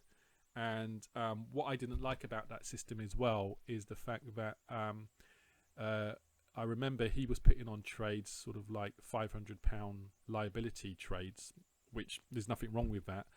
But then if that trade, if he then had to use other markets to compensate the fact that the initial trade wasn't going to work, I remember sometimes he was tying up in excess of £1,500 to £2,000 in other markets to create the balancing act needed to compensate for the £500 loss in one market. And it was just so risky, and then he couldn't scale it up, because if you're trying to make £500 but you're having to tie up £2,000 in liability, then number one, it limits the number of games you can do at one time. Number two, it limits the number of games you can do anyway, because if you're having to enter a period which he called what was it called, rescue or something like that, then you're so tied up with it, you can't even look at other games. But the third thing which really frightened me was the fact I was thinking to myself, but if you're trying to scale this up, then you're telling me that if you're going to put on £1,000 trades, that you might have to have an additional £4,000 to £5,000 in your bank to put on in order to ensure that there's a counterbalancing effect. So I don't know if you understand what I'm saying, but what I'm saying is the fact that when you hit a recovery process, you had to put on 3 to 4 times more than your initial trade in terms of liability to help contribute to the counterbalancing process. And I just thought that's not scalable. I need something that's scalable, whereby and so for me, when I put on trades, because I'm going in at price so low, I know that if I've got something that works well and it works consistently, it's a methodology that's proven that when I increase my position sizing, from an emotional and a psychological perspective, there's not too many challenges. I mean, there's always challenges when you're up in your size, because naturally you're increasing risk. But certainly you don't want to take on additional baggage other than that. And some of the strategies I see where you're risking, £30 to make £10, nobody would probably, nobody would probably have an issue with that. But imagine if you try to scale that up, where you're risking £3,000 to make £1,000, conscious of the fact that all it takes is for 2 losing trades to happen by Sod's law, and you're already £6,000 down when your winning trades are only £1,000. It almost puts you on a defensive immediately, and which is why I see a lot of football strategies, which, you know, when you actually look at their examples, it's always low stakes they're working with, because they're acutely aware that there's very big dangers that come when you're risking, when you're trying to scale up a strategy whereby you're risking a lot to make a lot less. Number 4, it's got to be a method that's not restrictive. So to me, you can clearly see that I can go into 3 games at the same time. I don't have to be completely engulfed and entrenched in one game and miss other opportunities that are going. So I can go into 3 games at one time. I can trade 12 months of the year. I'm not limited. I can go into liquid markets and markets that liquidity is not that great. You know, I go across different leagues. I can go into League 1s, Leagues 2 of different countries, can trade different time zones. Essentially what I'm trying to do is create a method that really gives me enough to work with, rather than being so restrictive and then finding that I'm not able to generate the number of occurrences that I need each week because it's a restrictive strategy.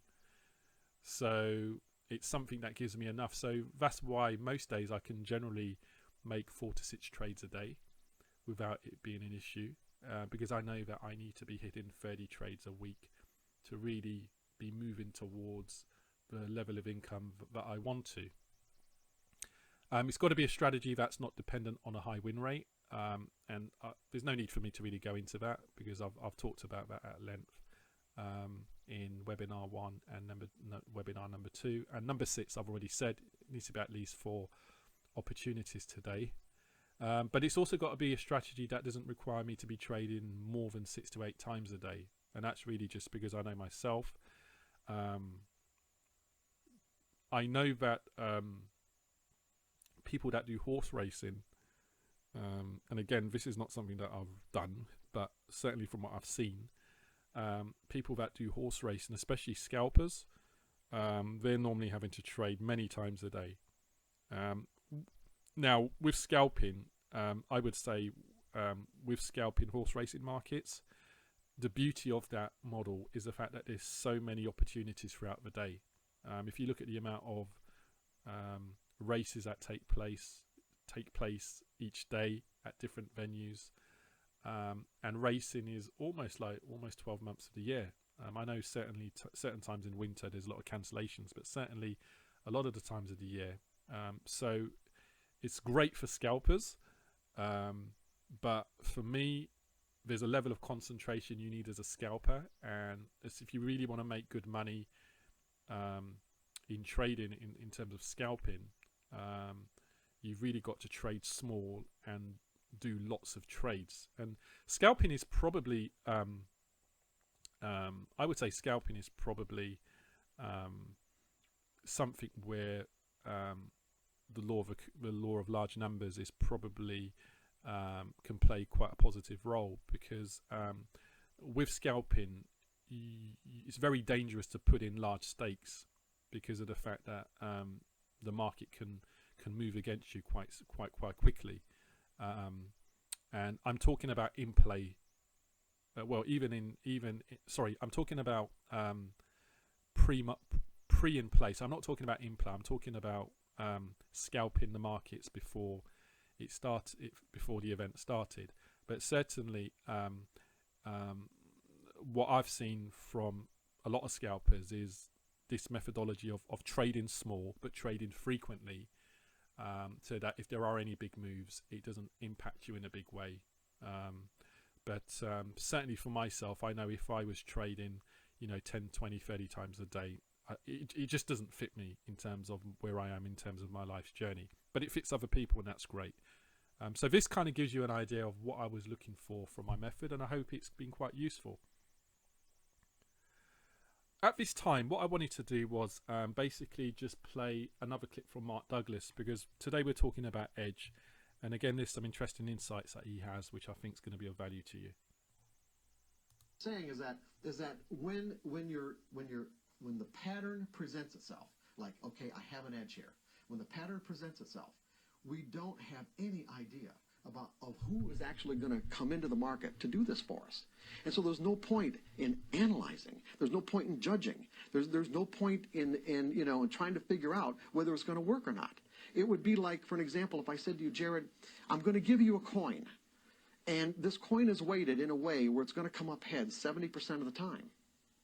Right. Now, just because I know mathematically and statistically that this pattern of coming up heads 70% of the time exists, is there still any way for me to know the actual sequence to heads to tails? Of course not. It's an infinite.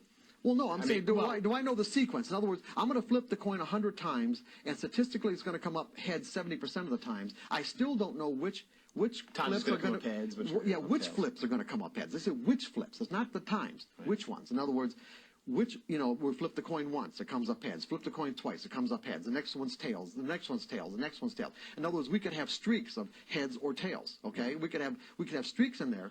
The point that I'm making is that there is no way to know the actual sequence.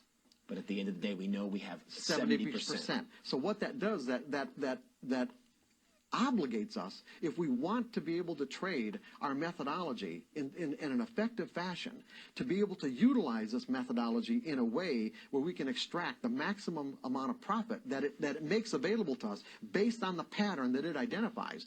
We have to do it in certain ways. In other words, our mind has to be free to be able to execute these trades without making trading errors. And the trading errors come from believing that because the pattern is present, that it's going to give me a winning trade on this one. This trade is going to be a winner. You can't think that way. No, you can't think that way. You can't think that That's the way the typical trader thinks. Right. The typical trader thinks, I'm not going to put this trade on unless I think it's going to be a winner. Or why would I do it? And it skews our expectations. See, it messes our expectations. Let's back up a couple seconds here. There's some great stuff here, Mark, and I hope our traders are getting all of this. You're basically saying, this makes a whole lot of sense to me, and I hope it's getting through to you guys. We have a tool that gives us an edge, whatever it is. Right. Even if that edge is 2% or 3%, I don't know if we can. No, it's more than that. Maybe more than that. What do you mean more than that? It's a lot more than that. It's far more than 50%. Well, I was saying greater than 50. Okay. I was using edge is defined as so maybe 55 or 56% of the time. Right. Let's just say. And the thing is, it doesn't even have to be 50% to actually make consistent money. That's what people can realize too. That depending on what the ratio is between what you have to risk to find out if a trade is going to work and how much profit it generates when it does, you don't even need a 50% win-loss ratio. Right. As a matter of fact, back in the 80s, there are, one of the most famous traders from the 80s, Richard Dennis, on a percentage basis, 95% of his trades were losers. 95%. But the 5% that were winners were monsters. And he was able to put on trades at a 95% loss ratio and make, at the most at one point, I think around 1987 or 1988, he had $400 million. Is that using his edge or his money management, or a combination of both? A combination of all of it. Okay. And see, one of the things he did too, and this is something I ought to really qualify with, he would use orders to actually probe the market. See, there's one of the things, I don't want to leave what we're doing right now, but I'm going to just kind of divert just for a moment, okay, and so that people understand that one of the first things to be a successful trader that you have to learn, other than the fact of finding a good edge, meaning something that puts a pattern, a collective pattern that your edge identifies, that puts the odds in your favor, right, that there's a higher probability of one thing happening over another once this pattern is present in the market, is that you have to learn how to think in probabilities. In other words, you have to get your expectations aligned with the way the market actually exists. Right. And when you do, in other words, when you learn these kind of mental skills and you're able to execute your trades without fear and without hesitation, without analyzing, or even without thinking for that matter, because you don't need to think. I'll give you an example. A professional trader, what a professional trader thinks about when there's an edge present is, does he think about whether the edge is going to work? Absolutely not. Because he knows, he has learned there's no point. Right. There's no point in analyzing or judging or building a case for or against whether that trade is going to work, because he understands the human component. Okay, But what he does think about is he thinks about the risk. How much do I have to risk? How far am I going to let the market go against this position to tell me that other traders are either going to come into the market and make me a winner or not? And he also has a plan for how he's going to take profits. Right. But the typical trader, what does a typical trader do? They don't have a plan. Well, Or yeah, they usually think don't about have the a plan. trade too much. They think about, is this going to be a winner? Is this going to be That's a loser right. for me? The exact opposite of the professional. So what the professional does is And basically... then once they make up their mind that it's a winning trade, they don't predefine their risk, do they? Right. And they also don't have a plan to take profits because they think when They think they're it's gonna be a winning trade, it's going to go on. And forever. I want to talk about that. We're running up on the break here, but I want to talk about that on the other side. But what you're saying is the bottom line is the professional sees the entry. He sees the pattern, whatever it is, the edge, enters in, not thinking if I'm going to win or I'm going to lose, but has a money management strategy in place, knows exactly how much he wants to win or is willing to win, and how much he's willing to lose or risk. Right. Now, does he put a cap on the upside? Does he put a cap on his win Well, side? it's not a matter Or a of goal? a cap. It's a matter of how, his assessment of how much potential there is. Okay. In other words, see, the problem is on a winning trade, we're obligated in a sense to make these never-ending decisions as to what the risk-to-reward ratio is. In other words, as the market's going in my favor, what's the risk of finding out that it's going to go further? And that's why so many professional traders or people who teach trading advocate scaling out of positions. Right. Mark, this is all great stuff. We're going to have to wind it up. We got to go to a break. Okay, so there was some real brilliant information there, which I hope you managed to get in regards to what Mark Douglas was talking about. Just one thing there, Mark Douglas, towards the end, you noticed he was talking about scaling out, and that's basically another terminology to describe what I do with my premium hands. So remember, with my premium hands, that's basically defined as within the first 4 trades, I'm trying to get a measure of whether the market is going to be in my favor or not for the day. So if in my first 4 trades, the first 4 are winners or the first 3 are winners, then it puts me in a very strong position. And then what I do, I continue to trade, but there's a risk of continuing trading, because suppose I continue to trade and then I lose all the profit that I generated in the first 4 trades. So what I do typically is when I go into position trade 5 and 6, I reduce my risk by 50%, so that if those next 2 trades are losses, where I'm taking it as an indication that the market is turning against me, then the losses that I will suffer will just be a slight sort of aberration to the profits I've already got. The reason I don't go in 100% in terms of trade 5 and 6 is that if I lose trade 5 and 6, then I kind of think, oh God, it's made a bit of a dent into my trading profits. So that's kind of what we call scaling out, where you're reducing position sizing, but you're still testing the market to find out whether the market is still sort of trending in your favor. So I just wanted to sort of bring that point out so that you can clearly see that some of the things that I'm doing, it's because of it's not me that's making it up. I'm grasping it from these guys and really trying to ferment it into something that actually works for me. There are some dangers when it comes to trying to develop and trying to sort of test a hypothesis, and one of those is what I call false positives. Now, a false positive, and this is why it's quite important to make sure that the sample size that you're dealing with in terms of testing your methodology is at least 30 or even as high as 100, because of the fact that you can get false positives. Now, what that basically means is I've had situations, and this is going to be quite funny, when I was in my early days, when I was actually developing strategies, because I was so impatient and really in a rush to start making money quickly, I would use very, very small sample sizes to test a hypothesis before deciding to take it to market. Sometimes my sample size would be as low as 10 or even 20. And what I had failed to realize was that when it comes to probability, regardless of what one's win rate is, even with a low win rate system, a low win rate system still has a probability of generating a very long sequence of winning trades. Okay, and I want to show you that now. So let me just go over to another table that I have. Just one moment. Sorry about that. I wasn't able to find what I needed, and time is moving on, so it's something that I'll show in another webinar. But basically, with probability, even if you had a system which only won 30% of the time, or 40% of the time, 50% of the time, did you know that particular system could still go into a winning streak of 5, 6, 7, 8, even 9, 10 winning trades in a row?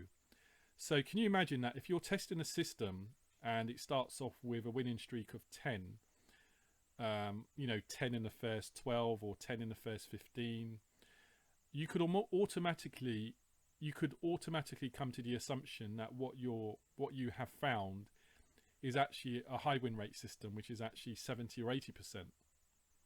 Not realizing that what you've actually done is you've actually discovered a system at the height of a positive curve in terms of streaks. And so if you have that sort of false assumption, you then base your whole emotional expectation is based now that when you take this into a live market, that you've got a win rate, you've got a system that has a win rate of 70-80%, only to then find that when you actually start trading live, all of a sudden you're like, how on earth can it now be coming up with losing sequences of 8, 9, 10, 11 losses in a row, or showing a level of inconsistency?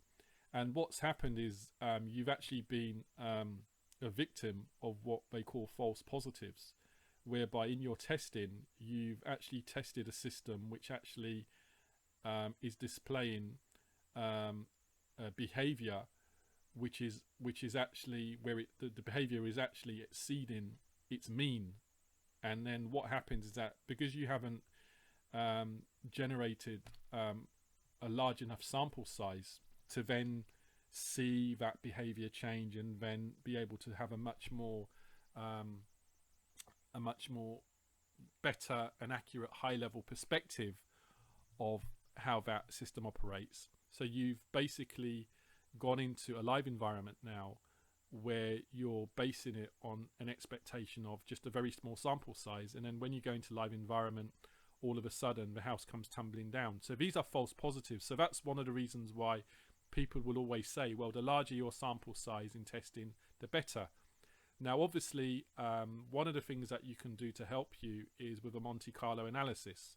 Again, I keep talking about Monte Carlo analysis because with a Monte Carlo analysis you can run hundreds of thousands of simulations to give you a very, very good idea.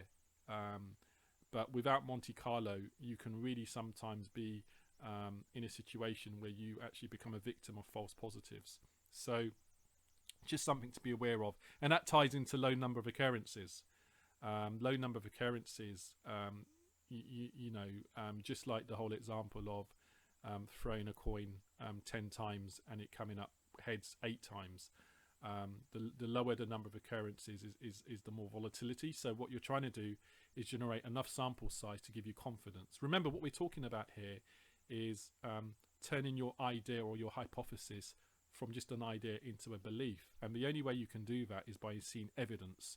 And evidence is based on testing, it's based on simulations, it's based on testing, and that testing takes a number of forms. You can test in demo mode. You can then forward test with very, very small, with a very small staking system in place, and then obviously you start increasing your position sizing as your confidence increases. Curve fitting is a big danger. That's something which I used to do quite a lot without actually knowing I was doing it. So what I would do is I would have a system in place.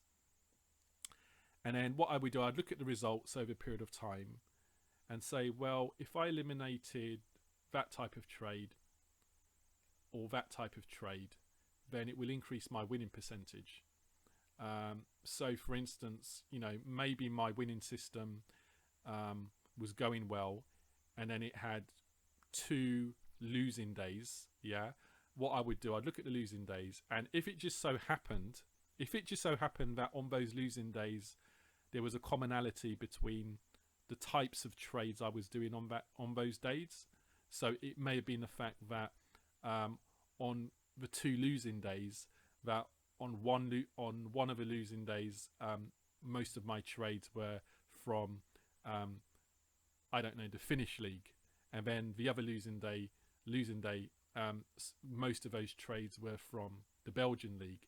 Then what I would do, I would say, oh, and then I found that in the rest of the trades for the other days, in the sample size, there were no trades from Finland or Belgium. What I would do, I would basically eliminate the trades from Finland and Belgium. So by eliminating those trades, what I'm now doing is eliminating those two losing days, and then what it's doing, it's my winning percentage now has shot up. But that's called curve fitting, because basically what you're trying to do is kind of pick in the hope of trying to I suppose justify that your methodology has a very, very good profit factor. But that's curve fitting. And so you have to really understand what is the difference between optimizing and curve fitting. And there's a book which I've recommended in webinar 1, which was very, very helpful. It was very, very timely for me in helping me and showing me how to optimize without falling into the dangers of curve fitting. Because I remember there was one time I curve fitted something which told me that I had a 90% win rate, and I was looking at it and I was like, incredible, 90%. And I remember I was bracing myself to start trading for the week to come, and the level of excitement, and I'd already started picturing, you know, what presents I was going to be buying for Christmas and stuff. And I remember the first week, and it was a disaster. And I think that was really where I just said, you know, this is the final nail in the coffin. I need to understand what's going on. And that was when I started to understand that the way that I was testing was just a recipe for disaster. Constant tweaking isn't good. Now, optimizing is good, but sometimes you really need to just, especially when you optimize, you really need to allow a good amount of time, or a good amount of a number of trades to see the result of the optimization. You know, if you're constantly tweaking, so you've optimized, and then, you know, you've generated 20 trades, and then you're optimizing again, and it's almost as bad as curve fitting.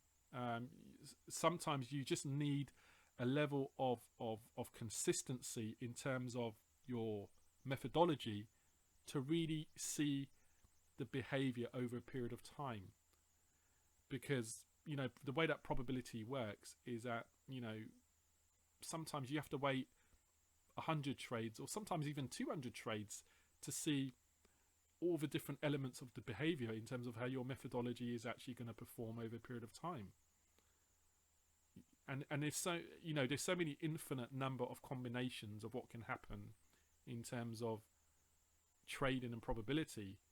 So that's one of the reasons why Peter Brandt said earlier on that you'll always be prepared for your worst drawdown, which is the one yet to come, because there's always going to be something that materializes in your trading pattern, your trading cycle, which you may not have experienced before. Now, over time, you should start to see consistency, but that consistency never means that you've actually seen everything.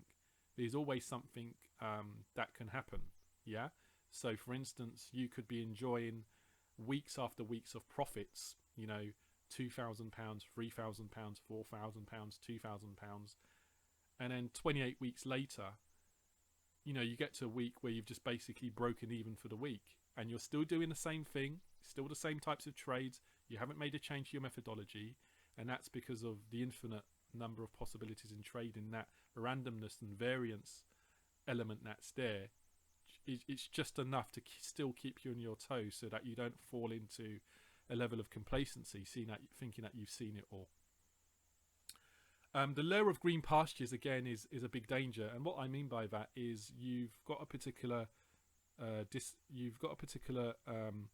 methodology that you're testing, and all of a sudden you get an email from some distribution list, or you go onto a website and all of a sudden you're watching a YouTube video of somebody talking about a completely different strategy, and all of a sudden your mindset and your attention span is now split, because now instead of sticking with what you're supposed to be doing, you're now thinking of trying something else.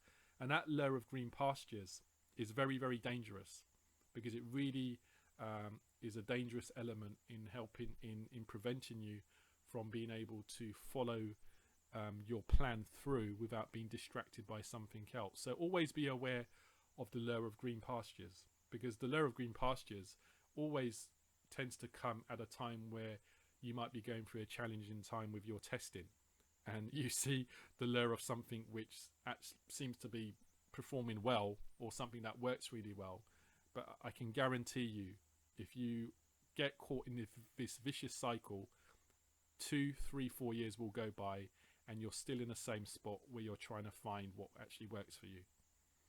And then finally, rapid position sizing. So if you find that things are starting to work, it's not a mandate to start really increasing your position sizing in an uncontrollable manner. You've really still got to test and move up gradually, because you've got to really ensure that what you're trying to do is just make sure that there's no huge volatility swings in terms of your equity curve or in terms of your bankroll as you start to move forward and expedite and increase, expand your strategy as you're sort of rolling it out. So rapid position sizing is very dangerous. When I think about the trading that I used to do, I mean, it makes me cringe. I mean, there was one time where I was risking as high as 10%. I mean, people with me on this webinar, think about it. My justification was that I had a strategy that I thought was a 75% winning strategy. So I was always going into each day thinking that if I take 5 trades, at least 4 of them should be winners, but at least 3 of them should be winners. And so I was happy to take terrible risk. But I was thinking that, that I had to win. I had to get winning trades. I had to have 3 winning trades within the first 5. And as I soon found out, I soon found out very quickly why people talk about not risking more than 1%, 2%, at the most 3%. If you're going to start hitting 5%, I would really advise caution. And I see 5% being talked about a lot within sports trading. And to me, that's one of the biggest differences between sports trading and financial trade. Financial trading, they clearly know when you start hitting 5%, all it takes is a couple of bad runs, and you may not have risk of ruin, but what clearly will happen is that your bank account will be damaged in such a way that it then affects your mentality in terms of being able to take that next trade. So, really kind of think long and hard about why do they always talk about, 2%, 3% tops in terms of financial trading. I mean, there's some that advocate less than 1%, but I would say I'm comfortable with 2%. 3%, I can push it to 3%, but for me, my comfort factor is 2%. Okay, moving on. Got another video for you, so just hold on while I get this video going. Now, this video, again, it's talking about edge and just giving you some additional things to think about. And this video is from NetPicks Trading Academy. There is a simple concept to successful trading that typically gets overlooked and discarded as soon as the everyday average would-be winning trader encounters a few losing trades. Now, they might have a very effective and profitable strategy, but after a few losing trades, that strategy gets tossed out the window and the search for the next best strategy begins. And this is called chasing performance, and it's a trap that normally just leads to more losses. The way it works is that the would-be winning trader waits till the market is trading well, winning trades have just occurred, in other words, and then decides to start trading. The moment he does, the trades lose, and the feelings of betrayal and conspiracy would come rushing in. And as the losses continue to mount, there comes a time when our would-be winning trader takes more pain than he can handle and he quits. And of course, the next series of trades are all winners, which hurts even more. Does that sound familiar to you? The chances are you're nodding your head in agreement and you can identify with this unpleasant and all too common scenario. Well, you're not alone, and most of us have been there and done that many times. Another typical behavior that a would-be winning trader will do is to fix the losing trades by tweaking or changing the rules so that the losses would have been winners. This is very common, and it usually proves to be a really bad idea as well, and it's not something that successful traders would ever do. Any rule that a trader comes up with is bound to have incidents where it's just not going to work. Perfection in trading, that is, figuring out how to get nothing but winning trades, doesn't exist. Do you think governments are going to just allow our would-be winning trader to just mint money whenever he pleases without there being any risk involved? More likely, probably be paying them a visit while they're breaking rocks in Leavenworth. It's illegal to mint your own money. Now, trading has inherent risks, which means there will be losses to go along with any winners you could ever hope to enjoy as a trader. And by the way, this type of thing, fixing losing trades after the fact with changes to your rules, it's called curve fitting. And that never ends well either, because market conditions are always changing. As soon as you change the rule, you're going to lose again while the original rule would have won. Does that sound familiar as well? Now, the typical healthy, growing equity curve will go 2 steps forward, 1 step back, 2 steps forward, 1 step back.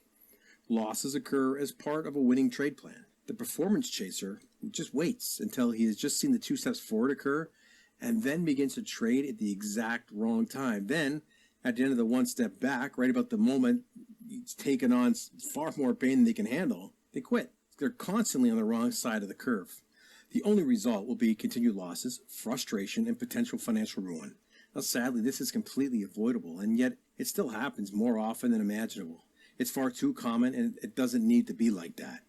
To discover the simple concept that all too often gets cast aside and that would set our would-be winning trader on the road to becoming an actual winning trader can be found by modeling what the casinos do. The casino creates a statistical advantage, and then they just go about doing their business, given the power of the odds, the time it needs to work in their favor. So think about it. The secret to success is so simple that it really defies logic, how easily it's ignored, overlooked, cast aside, underutilized, or just forgotten when a few losing trades occur. It's one of the many strategies successful traders use to remind themselves how profits are made in trading. What good is having the best strategy in the world, one that would make you money from now until forever, if you never learn how to get to the money and instead toss it aside as soon as some losing trades happen?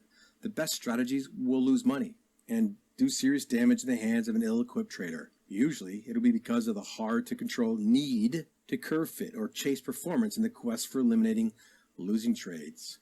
So what does that have to do with making money and being like other successful traders? Nothing at all. And in fact, ironically, it just propagates the cycle of continued losses. You have to become a great trader to make money even with a great strategy because, as noted, nothing's perfect. So what does that mean? Does it mean being able to execute the trades perfectly?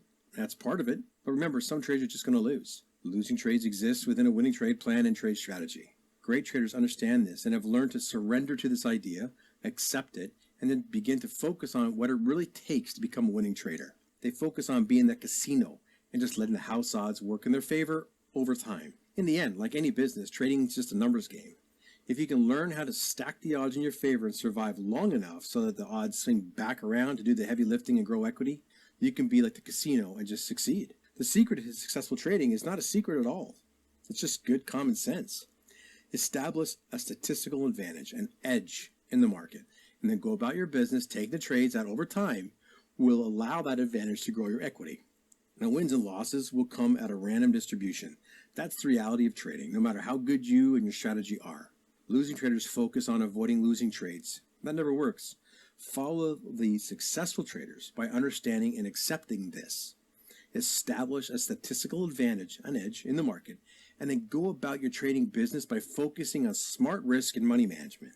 This will give you the ability to stay in the game through the random losses so that you can take the next trade per your trade plan enough times to let the odds work in your favor and grow your equity. Then it's just a matter of letting the power of compounding do its thing. So really, yeah, it's just a numbers game. Options trading has become very popular over the last few years. Okay, so basically, there's some very, very good information there again, which is again just reiterating, what we've already discussed. So hopefully that was of use to you. So as we're coming towards the end of the presentation, let me just go back down again. As I promised you, okay, a couple of things. In terms of hypothesis sourcing, these are 3 recommended websites that I would advise you to go to if you're not able to generate your own ideas. Now, these websites, I'm not saying that the strategies that they have are fantastic or that they're terrible. All I'm saying is that they provide ideas.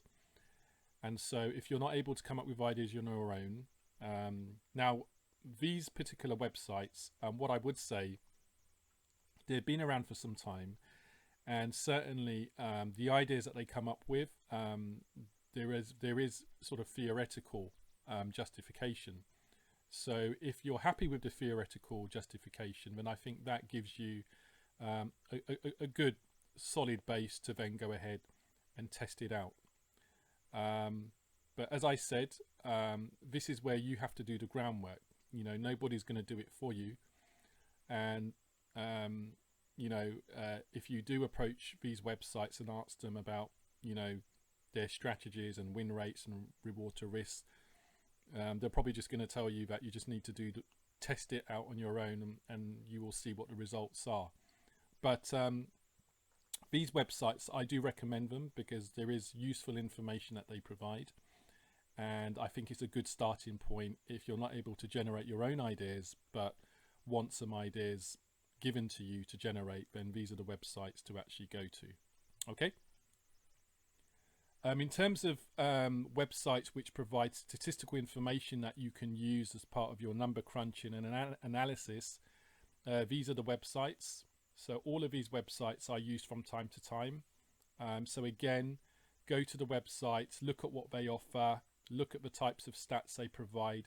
I mean, in terms of your methodology, once you know what your methodology is going to be, or once you know what your idea is going to be, in order to test your methodology, you're going to probably need to come to websites like this to do a bit of data analysis.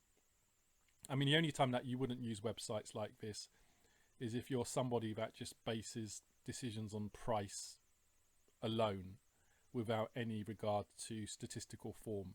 But certainly, if statistical form is something that you want to get an insight into so that it can help to narrow down your options of games that you possibly want to trade, then these websites are some of the ones that I would recommend for you to look into. So hypothesis sourcing. Now, just one thing with the hypothesis sourcing, you may find that these websites also provide a level of service like these websites. So FTS Income, I know they have, they provide a subscription service to providing a level of statistical analysis that they do. So you may find that it's all encompassing, it's all in one. But again, it's up to you to go through, contact these individuals, these websites, and then see what works best for you. I've got no affiliation with them. I'm not an affiliate. These are the links, so you can type them in. There's no affiliate link at the end of the URL. All I'm doing is just giving you sources to start your journey with if you're looking for ideas and looking for data warehouses where you can actually get more analytical data to help you in terms of your decision making.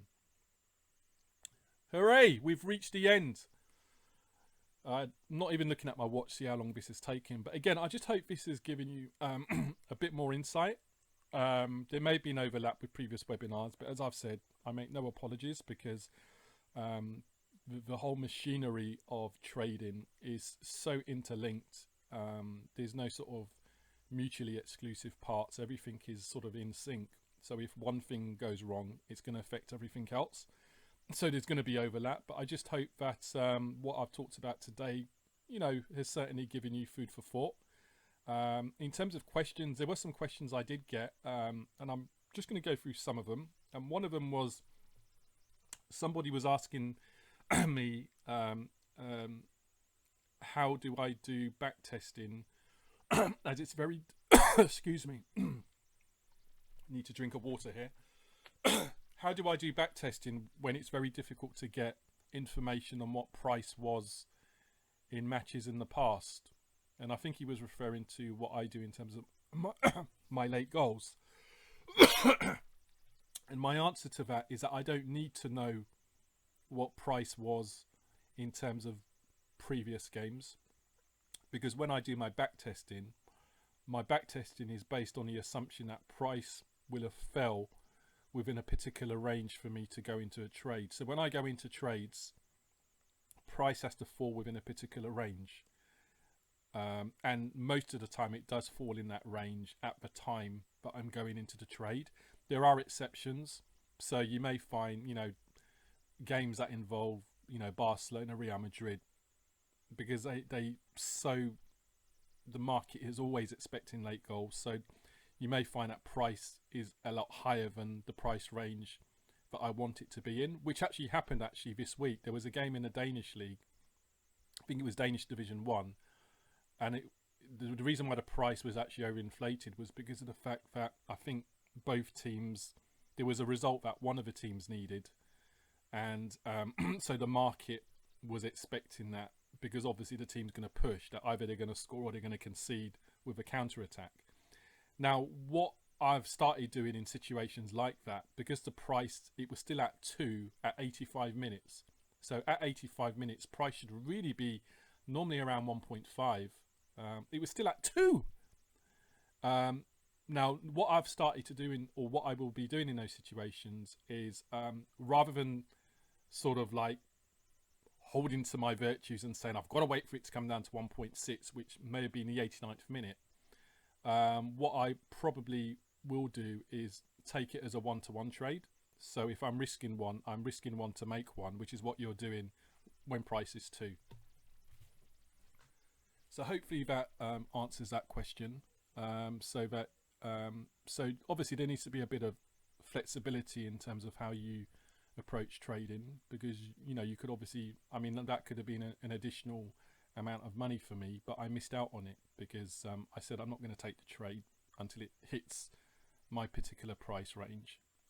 And you do this flexibility in extreme situations. I'm not saying I would do it in every circumstance, but you do it, certainly if you can see that the price there's a very, very strong, the market is strongly indicating that there's going to be a change in the market, then certainly you can, I don't have any issue in, it's not blasphemy for me to take a one-to-one trade. So I just wanted to make that point clear. So I think, there were other questions that were asked, but I think most of those questions would have been addressed by previous webinars. Now, the final thing I just wanted to mention was, when it comes to the World Cup, how am I going to trade? Well, the way that I normally trade when it comes to internationals, it's got nothing to do with, it's actually got nothing to do with stats. It's basically something which has held up quite well. And it's really just the fact that where you have one of the top tier sides losing, I simply lay the price once it gets late. Most of the time I'll actually lay the price. I normally do these as one-to-one trades, because a lot of the times they tend to score within 75th to 85th minute anyway. But so this is basically some of the top tier sides. So we're talking Brazil, Germany, Argentina, Spain, England. I would include Portugal because they're European champions, and I think that impacts the way they play. So if they're losing, they kind of think, well, we're European champions, so we shouldn't be losing the game. I would have picked so it's really sort of like those sort of top tier sides. So if they're losing, and not losing against each other, but if they're losing against lower ranked teams, then I would simply just lay the price. So say like, I don't know, Brazil's playing Croatia, and say like Croatia leading 2-1 and price has hit 2 in terms of over under 2.5, price has hit 2.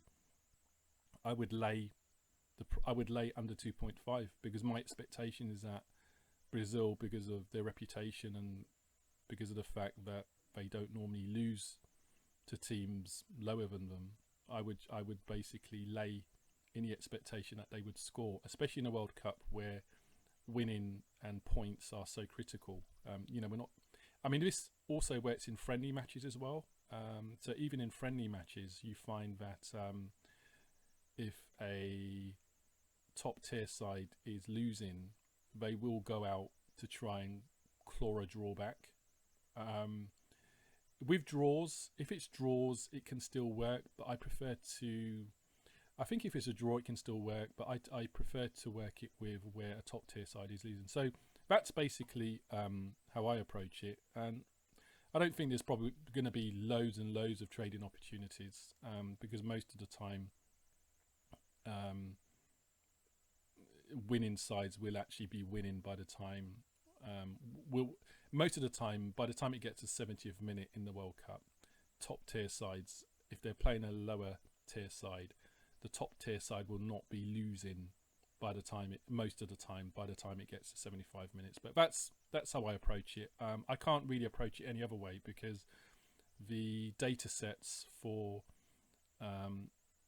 international games, it's not a vast repository like league games. So the volatility and variance in data is going to be quite high, and that's really the reason why a lot of traders kind of complain when it's the World Cup, because it doesn't the data sets and the data analysis doesn't give a level of confidence for being able to go ahead as you would normally do during the normal league season. So but that gives you an idea anyway. So but yeah, great, and hope everybody is well, and hope you guys have a profitable week. My week started off with a loss on Monday, and then break even yesterday. So hoping for better luck today and for the rest of the week. And what gives me confidence that things will pick up is the fact that the sequences of results are randomly distributed. So I've already had a loss, I've already had a break even, and I know it can't continue like that for the rest of the week. There has to be a couple of winning days. So that's why it doesn't really get me down too much. But let's see how things go, and I'll obviously update you on a daily basis through Twitter. So take care. Bye bye.